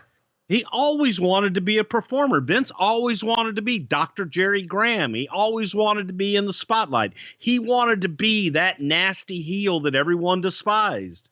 So hell yeah, he was loving it. He's a performer. He loved getting out there and doing that shit. I got to tell you, it was fun to go back and watch this because the crowd is just so into this, and Austin's wearing him out, gets him into the corner, stomps for what feels like forever, flips him off, one final kick. As Michael Cole would say, vintage Austin. I just loved it. Their interaction at the beginning was unbelievable. I loved it. McMahon gets one low kick in, and, Meltzer wrote, McMahon came out with the oil and tan in a bottle that bodybuilders use coming on stage, walking around like a contestant bodybuilder with the famous pro wrestling Mil Mascaris walk. And, yeah, Golga comes in next, because I know when I think about Austin and McMahon, Golga's who I want next. Damn right. To my surprise, the crowd's so hot that Golga is actually getting over. Like the crowd is really with their little oddities, hand movements, the old Public Enemy, put your hands in the air gimmick. Austin and McMahon wind up brawling to a women's bathroom. And when they do, it's revealed that this was all a trap. McMahon had lured him in, and the corporation is going to destroy Austin and leave him laying. Droz comes in next with face paint. Not a look we saw very often. Edge is out next. And then Gilbert comes in, and Gilbert is getting the full Goldberg-like treatment. Huge reaction from the crowd. Steve Blackman's out next. So let's run through that. We start with Austin McMahon Then we run through all these guys. Dan Severn, Tiger Ali Singh. And to my surprise, Blue Meanie comes out, gets a hell of a pop. Once he scoots in the ring, does his meanie dance, the crowd responds. It's really weird because I don't even remember Blue Meanie being in a Royal Rumble, much less his dance getting over like that. This crowd was so into this match, and it's names that you wouldn't normally expect there to be a big pop for, but they're here. It's fun to go back and look at times when the Job Squad and the Oddities were really, really over. At this point in the match, though, it doesn't feel like we've got a contender for somebody who might actually win the thing. Who would have helped lay out this Royal Rumble as far as entrance of, the order of the entrance and all that? I think Pat and I laid it out for the most part.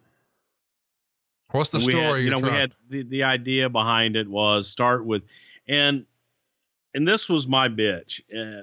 What I didn't like about it. And actually Terry Taylor, worked with us on it as well, but here's what I hated about it.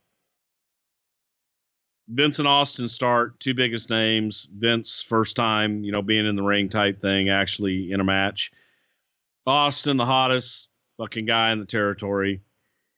And they're gone 5 minutes into the match.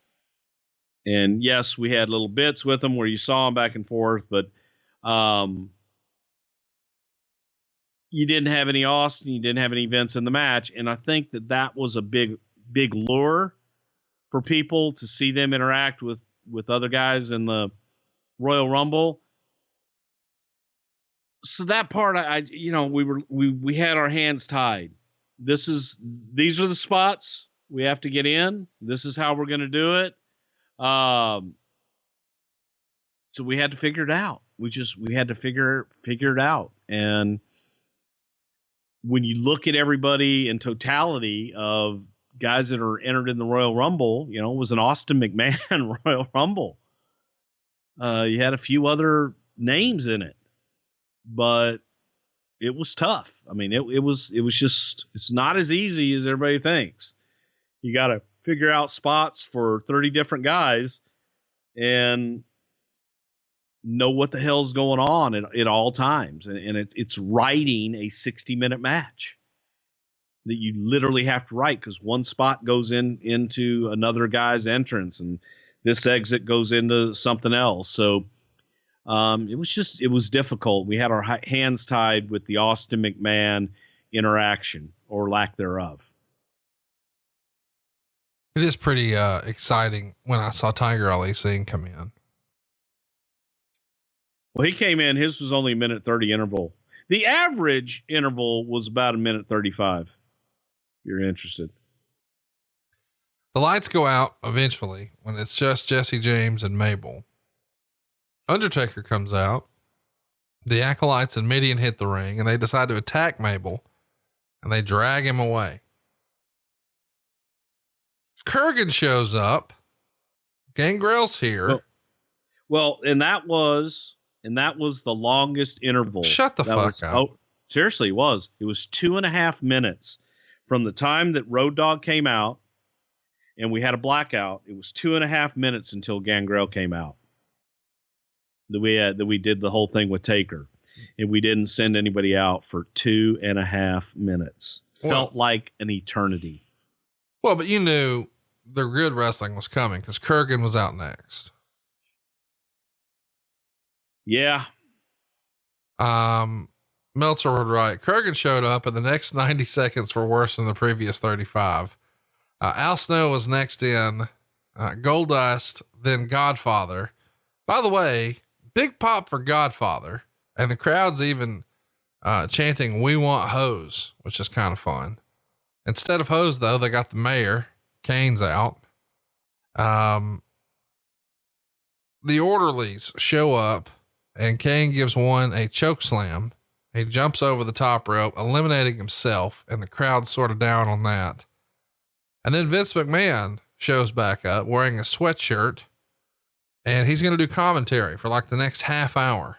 Yeah, no shit. But before that, we gave Kane had the Diesel spot, And that was the spot of going in and clearing house and standing in the ring alone.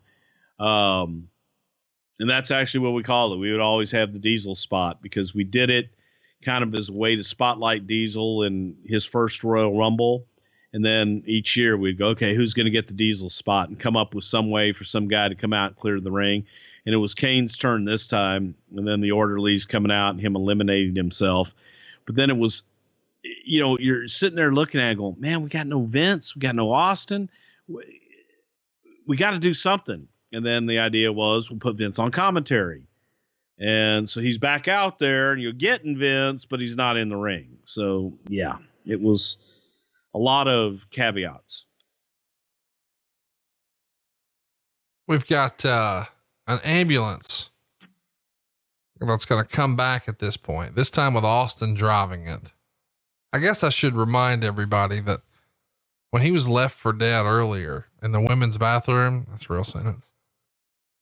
They carted him out, not through the back, but through the front of the building to where they're going outside, but there's fans everywhere and Austin's on a stretcher. It was a surreal scene. I don't remember seeing anything like that before. It wasn't like a loading dock. It was just out the door. But here the ambulance comes back and Austin runs in, goes after McMahon, but he's attacked by Shamrock. Boss Man comes in. Hunter Hearst Helmsley and Val Venus are in next. Then X-Pac and Mark Henry. Then Jeff Jarrett. The crowd, of course, dies when Deborah goes to the back. That's who got Jared to pop. D'Lo's in next. And this time he's got Jacqueline and Terry Runnels, which I don't really get because he just calls her to have a miscarriage. I don't know. Yeah, exactly. And then you have your second longest interval in between entrants. And after D'Lo is out there, now you got 2 minutes and 18 seconds. Listen, who am I talking to? What? What's going on, you fucking nerd? You're over here with a goddamn stopwatch time and entrances. I did. You used to make, whenever we would have a recap of one of these shows and Meltzer would make mention of it, you just flew off the handle making fun of him. And now I guess you figured out how to use your fancy stopwatch app on your phone. And there's this thing called the lap. And I saved every one of them. You can go back and you could look at the different intervals all the way through. Jesus. But no, here's the thing. Running Gorilla, and a lot of times I would get so mad because I just wanted to run the 2 minute clock. It's easier that way. But we had so many things that had to happen before the next guy could come out. And then I would always go back to the very first Royal Rumble and Dick Ebersol in Titan time. So it was just for shits and giggles. I was like, man, I remember this, and I remembered just everybody was different and everything was different. And it was one of the very first times that I didn't just run a 2 minute or 90-second clock, that I just was waiting for spots and sending guys. And I'd wait for a spot and go 10, 9, and they would put the clock up. Yeah. So yeah. I don't know what happened to Bruce, but I hope he shows up next week. Owen Hart comes in. Austin throws a water pitcher in McMahon's face at ringside, but McMahon doesn't come into the ring. Finally, Chyna, as number 30, comes into the ring, goes right after Henry and dumps him out. And then Austin clotheslined Chyna over the top rope. And I guess we should mention, as you've probably figured out, Chyna's the first ever female entrant into the Royal Rumble match. And of course, now we have an all women's Royal Rumble match, but in 99, this is a pretty damn big deal that 20 years ago, we would have our first female in a Royal Rumble. And a year after this, she'd be feuding with Chris Jericho. But another 10 years would pass before another female would be inside of the Royal Rumble. And that'd be Beth Phoenix in 2010. I think Karma was there in 2012. It's fun to go back and look at that. And I hope that this year is the year they put Chyna in the Hall of Fame. What do you think? You think we'll see it? I'd like to see it, man. We got to see it here eventually. She deserves to be in, and who knows, but I certainly hope so. And I think it'll be sooner rather than later. Eventually, Austin goes after McMahon at ringside, throws him over the barricades into the crowd, and then back into the ringside area. Hard chair shot, gets him in the back of the head. Austin's killing him. Vince hits a low blow. Austin sells it momentarily and then recovers, hits the stunner, forearm off the middle rope. And this brings The Rock to ringside with the world title. He's dressed, of course, and Rock and Austin argue, allow McMahon to dump him from behind. It's an easy win. And Meltzer would say, probably the worst Rumble ever when it came to the wrestling, but at least they constructed some stories to the match. 1.5 stars. Pretty strict criticism or stiff criticism. Worst Rumble ever. It did tell a story, but, not all that great. What say you? I hated it. I hated it and I wrote it. It was just tough to do. We had handcuffs on. It did tell a story. And to that, okay, I give it credit. We told some good stories, but the match itself was not good, and we didn't get to do as much gaga and good shit in the match itself that we normally would have. And that's my biggest critique of it. We told one story, and usually we get to tell, we would tell quite a few and intersperse shit and have little Easter eggs and nuggets in the damn thing. That wasn't the case here. The Undertaker story, a little bit with Mabel, the Kane story, but the rest of it was Austin McMahon, and you only got him for a short period.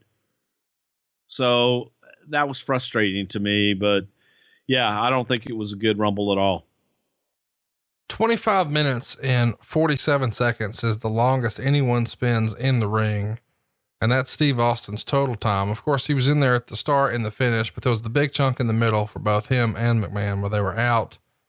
And Meltzer would say it's the second lowest time for any wrestler. That was the longest in a Royal Rumble.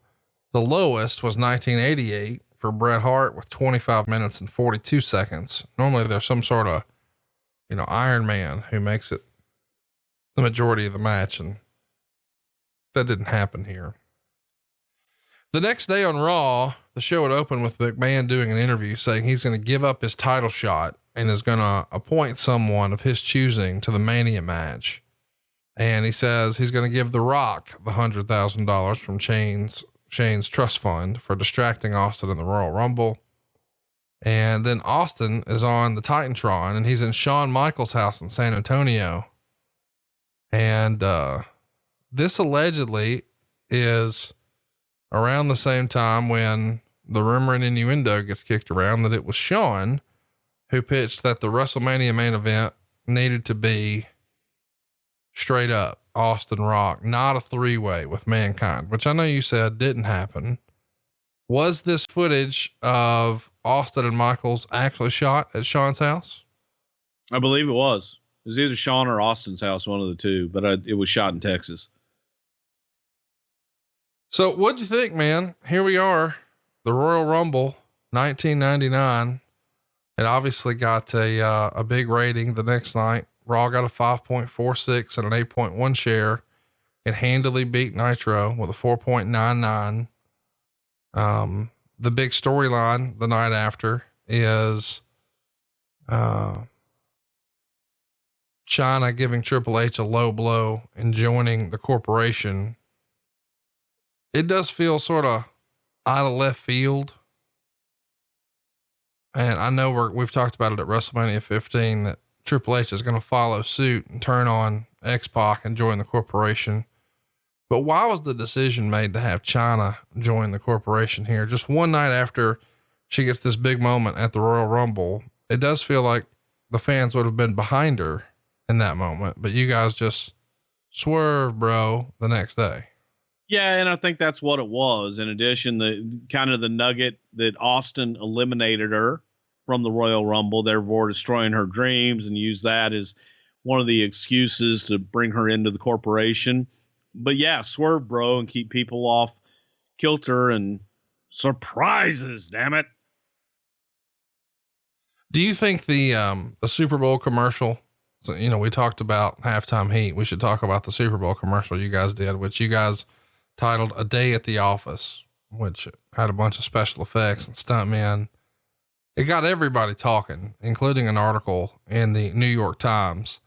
And it was sort of expressing that you guys were going to be doing a huge ad campaign to sort of attack these media detractors and the people like we talked about earlier in Winnipeg, the teachers who are upset. And they're just trying to enhance the image. Did you think that, the commercial really told that story with McMahon at the end of this crazy commercial, just looking at the camera and saying, "Get it"? Did that tell that story to you? Yeah, it did. And I think that also to the fringe people that maybe had never sampled the WWF before, it was intriguing. And yeah, I really do think that it gave them something to say that, hey, we're not saying that all this shit is real and 100% this is the way it is, that we're fun, we're entertainment, we're gaga, we're haha. Come have fun with us. Get it? You got to start somewhere. $1.6 million is what is reported you paid for it. Does that seem right? I think that's what they were going for. Yeah. It was a shitload of money, man, for 30 seconds. Hunter Hearst Helmsley signs a contract extension at the end of January here for another 5 years. His prior contract was set to expire in October of 99, but he added on here, and it's sort of freestyled in some of the newsletters that maybe that was done because Kevin Nash was booking WCW, and a lot of people felt like Nash would have had a lot of influence to help get Hunter a huge guaranteed contract from WCW. But maybe if they go ahead and lock him down now, that would be in their favor. Was there ever a concern that he may be looking to explore opportunities somewhere else, especially given that Nash had some stroke down there and they had a lot of money to spend? I don't think so, and JR was doing the negotiations at that time, but there never really seemed to be a whole lot of concern with Hunter and, even Sean was locked up for a while.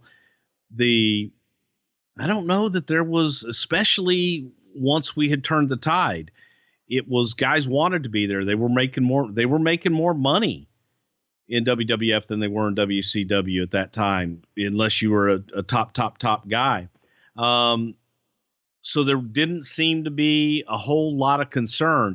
It was just more of all right, you got a year left on a contract. You wanted to get guys tied up for a long term. And that's where Vince went from the 2-year deals about this time, maybe a little earlier, where he went from the 2-year deals to the 5-year deals.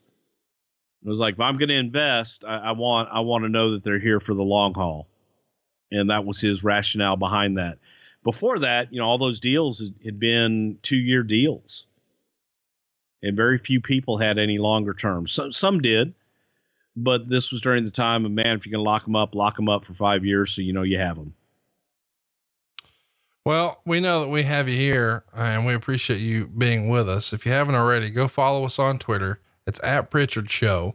We brought the poll back. You guys wanted to hear Royal Rumble 1999, and we're going to have more polls for you to vote in. Head on over right now to @Prichard Show and vote in this week's poll. Let us know what you want to see. To my surprise, you guys wanted to see Royal Rumble 1999 here. So we made it happen. And we're looking forward to answering some questions that you asked about this show. We're going to do these rapid fire here, Bruce. Are you ready? Ready. John wants to know, with so much of the action taking place outside of the ring in the Rumble match, was there any concern of the in-ring action being presented as largely unimportant?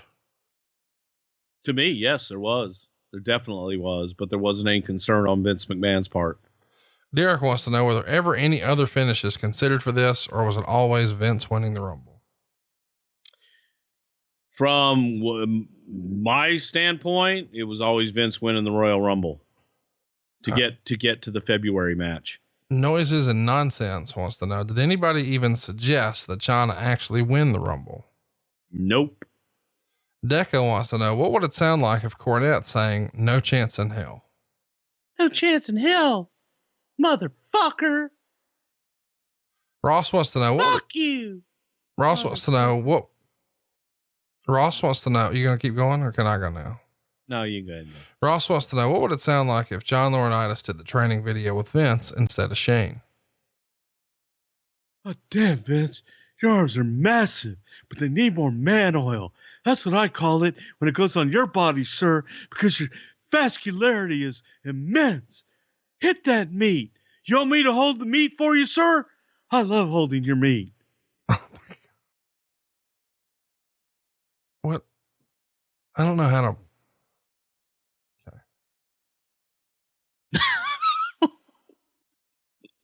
What? Nothing. You win. What'd I do?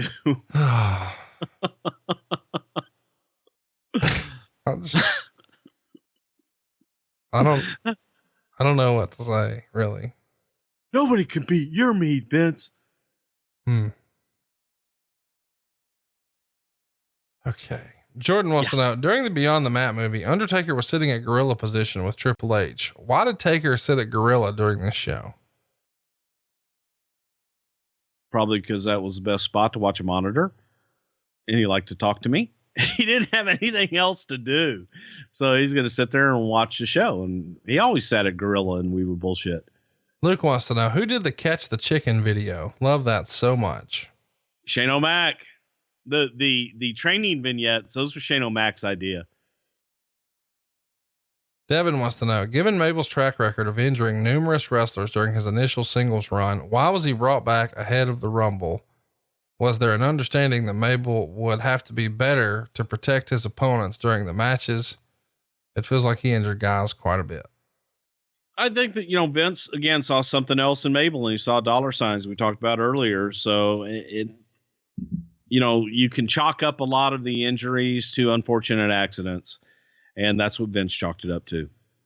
Here's something nobody ever cared about. Andrew wants to know, why wasn't Giant Silva in the Rumble? Jesus Christ. Come on. Did you see the talent that we had in there?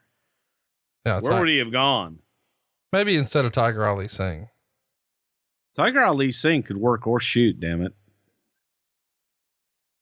Noah wants to know, what did the boys think of Vince winning the Rumble? I think, look, when everybody's making money, nobody gives a shit. However, I think that there was probably some people, and I don't know this because nobody said it to me, but I think people that would think, oh, the boss is putting himself over.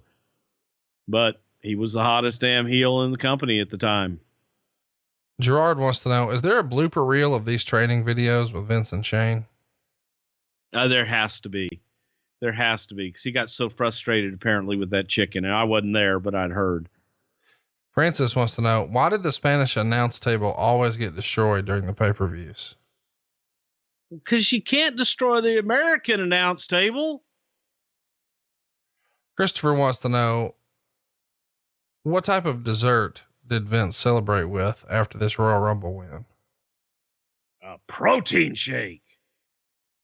I think he was wondering about maybe a certain type of milk and cookies. Chocolate milk.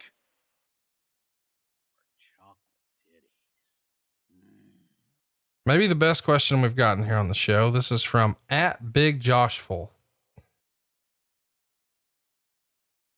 Did Mick really get electrocuted?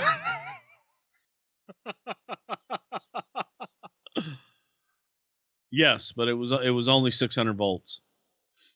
So everybody knows at 600 volts, the sweat in the body counteracts any electricity running through it. Now, if it had been 604, that'd be a different story. I don't know why, but that one really cracked me up. Rich wants to know, whose idea was it to give away action figures for ordering the pay-per-view? So in case you're not in the loop on this, there was a promotion where you could get exclusive action figures for ordering this pay-per-view. God, I have no idea. That might've been a regional deal. I don't remember doing that nationally.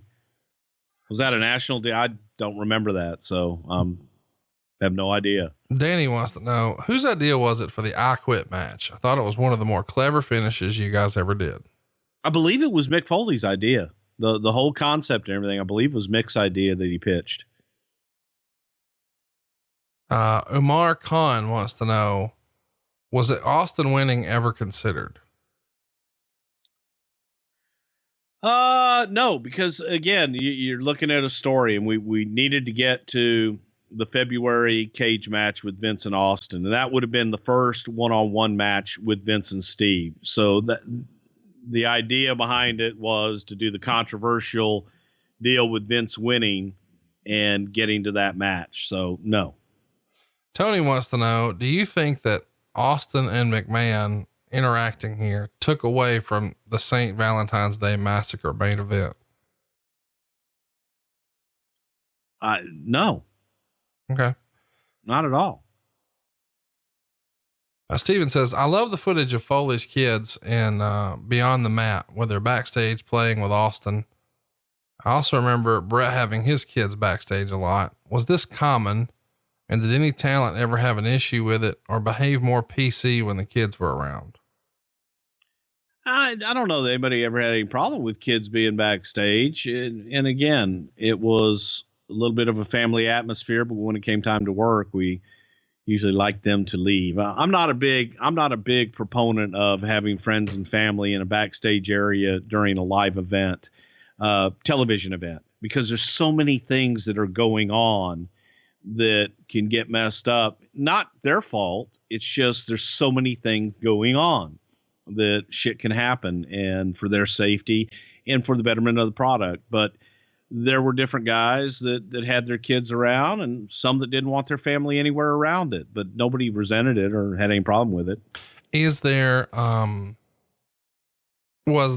rather some sort of like unspoken protocol about that? Like, we've all heard as wrestling fans, when you get there, you're supposed to go around, introduce yourself, shake everybody's hand, blah, blah, blah.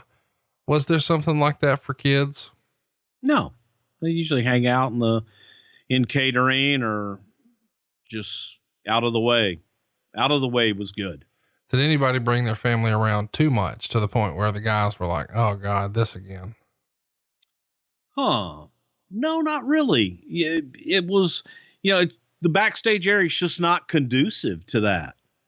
And I don't think that, some of the guys wouldn't want to bring their family around some of the other guys just for whatever reasons, but it's just not conducive to bring your family to come and hang out.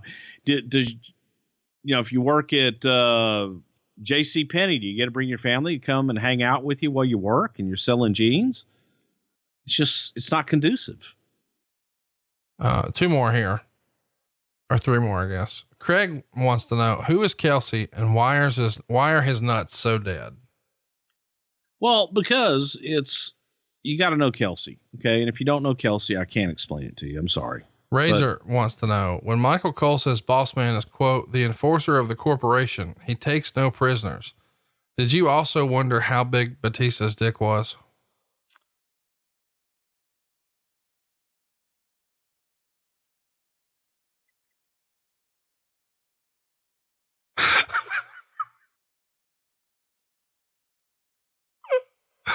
It's so great. Nathan wants to know, what's the deal with the Royal Rumble 99 poster? Is Austin kicking the door, setting up the door for a stunner, or poorly attempting a spinning heel kick on the door? He's kicking it, isn't he? Yeah, it says either Royal that or Rumble. he's jumping. Either that or he's doing like a broad jump. The kick, it looks like it's to set up a stunner, but it is a fair question. Was his plan in the poster to stun the door? I think so. Well, all right. We hope that you've enjoyed this week's episode of Something to Wrestle with Bruce Prichard. We hope you come see us next week in Colorado Springs. Can't believe this is really finally going to happen. Next week, though, what you're going to get is what came in second place. And by a wide margin, Royal Rumble 99 won the poll, but second place was Royal Rumble 2004. So we're going to press fast forward, cover Royal Rumble 04 next week, but we've got a poll right now live for you over at Prichard Show on Twitter. Let us know what you want to hear in 2 weeks, but next week, tune in, same bat time, same bat channel. Tell a friend if you haven't already about the greatness that is Bruce Prichard reliving old WWE memories. And we'll get in our Wayback Machine and talk about Royal Rumble 2004 which is one that a lot of people probably didn't think we would ever cover because of who wins the doggone thing. Chris Benoit. On the undercard, it's a last man standing match, Triple H and Shawn Michaels. We've also got Hardcore Holly and Brock Lesnar, Chavo and Eddie, Jamie Noble and Rey Mysterio, Evolution and the Dudley Boys. It's Royal Rumble 2004. What comes to your mind right away here? Well, it's in my mind, immediately just comes the build of Eddie Guerrero and kind of the end of one thing and the beginning of another, but the build of Eddie Guerrero and Chris Benoit and a kind of change in philosophy, a lot of change taking place right around this time. And it was the whole story behind the Hardcore Holly and Brock match, and just the debate that went on seemed endlessly, but that one I'm looking forward to. That's going to be a lot of fun. This show has almost been scrubbed from WWE history. You know, whenever they talk about people entering at number 1 and winning the Royal Rumble, the commentators would often say things like, only 2 people have won from the number 1 position, including Hall of Famer Shawn Michaels. Because they're not going to say Chris Benoit, but it happened. Royal Rumble 2004. We'll revisit it next week right here on Something to Wrestle With. Bruce Prichard, Shaka Khan.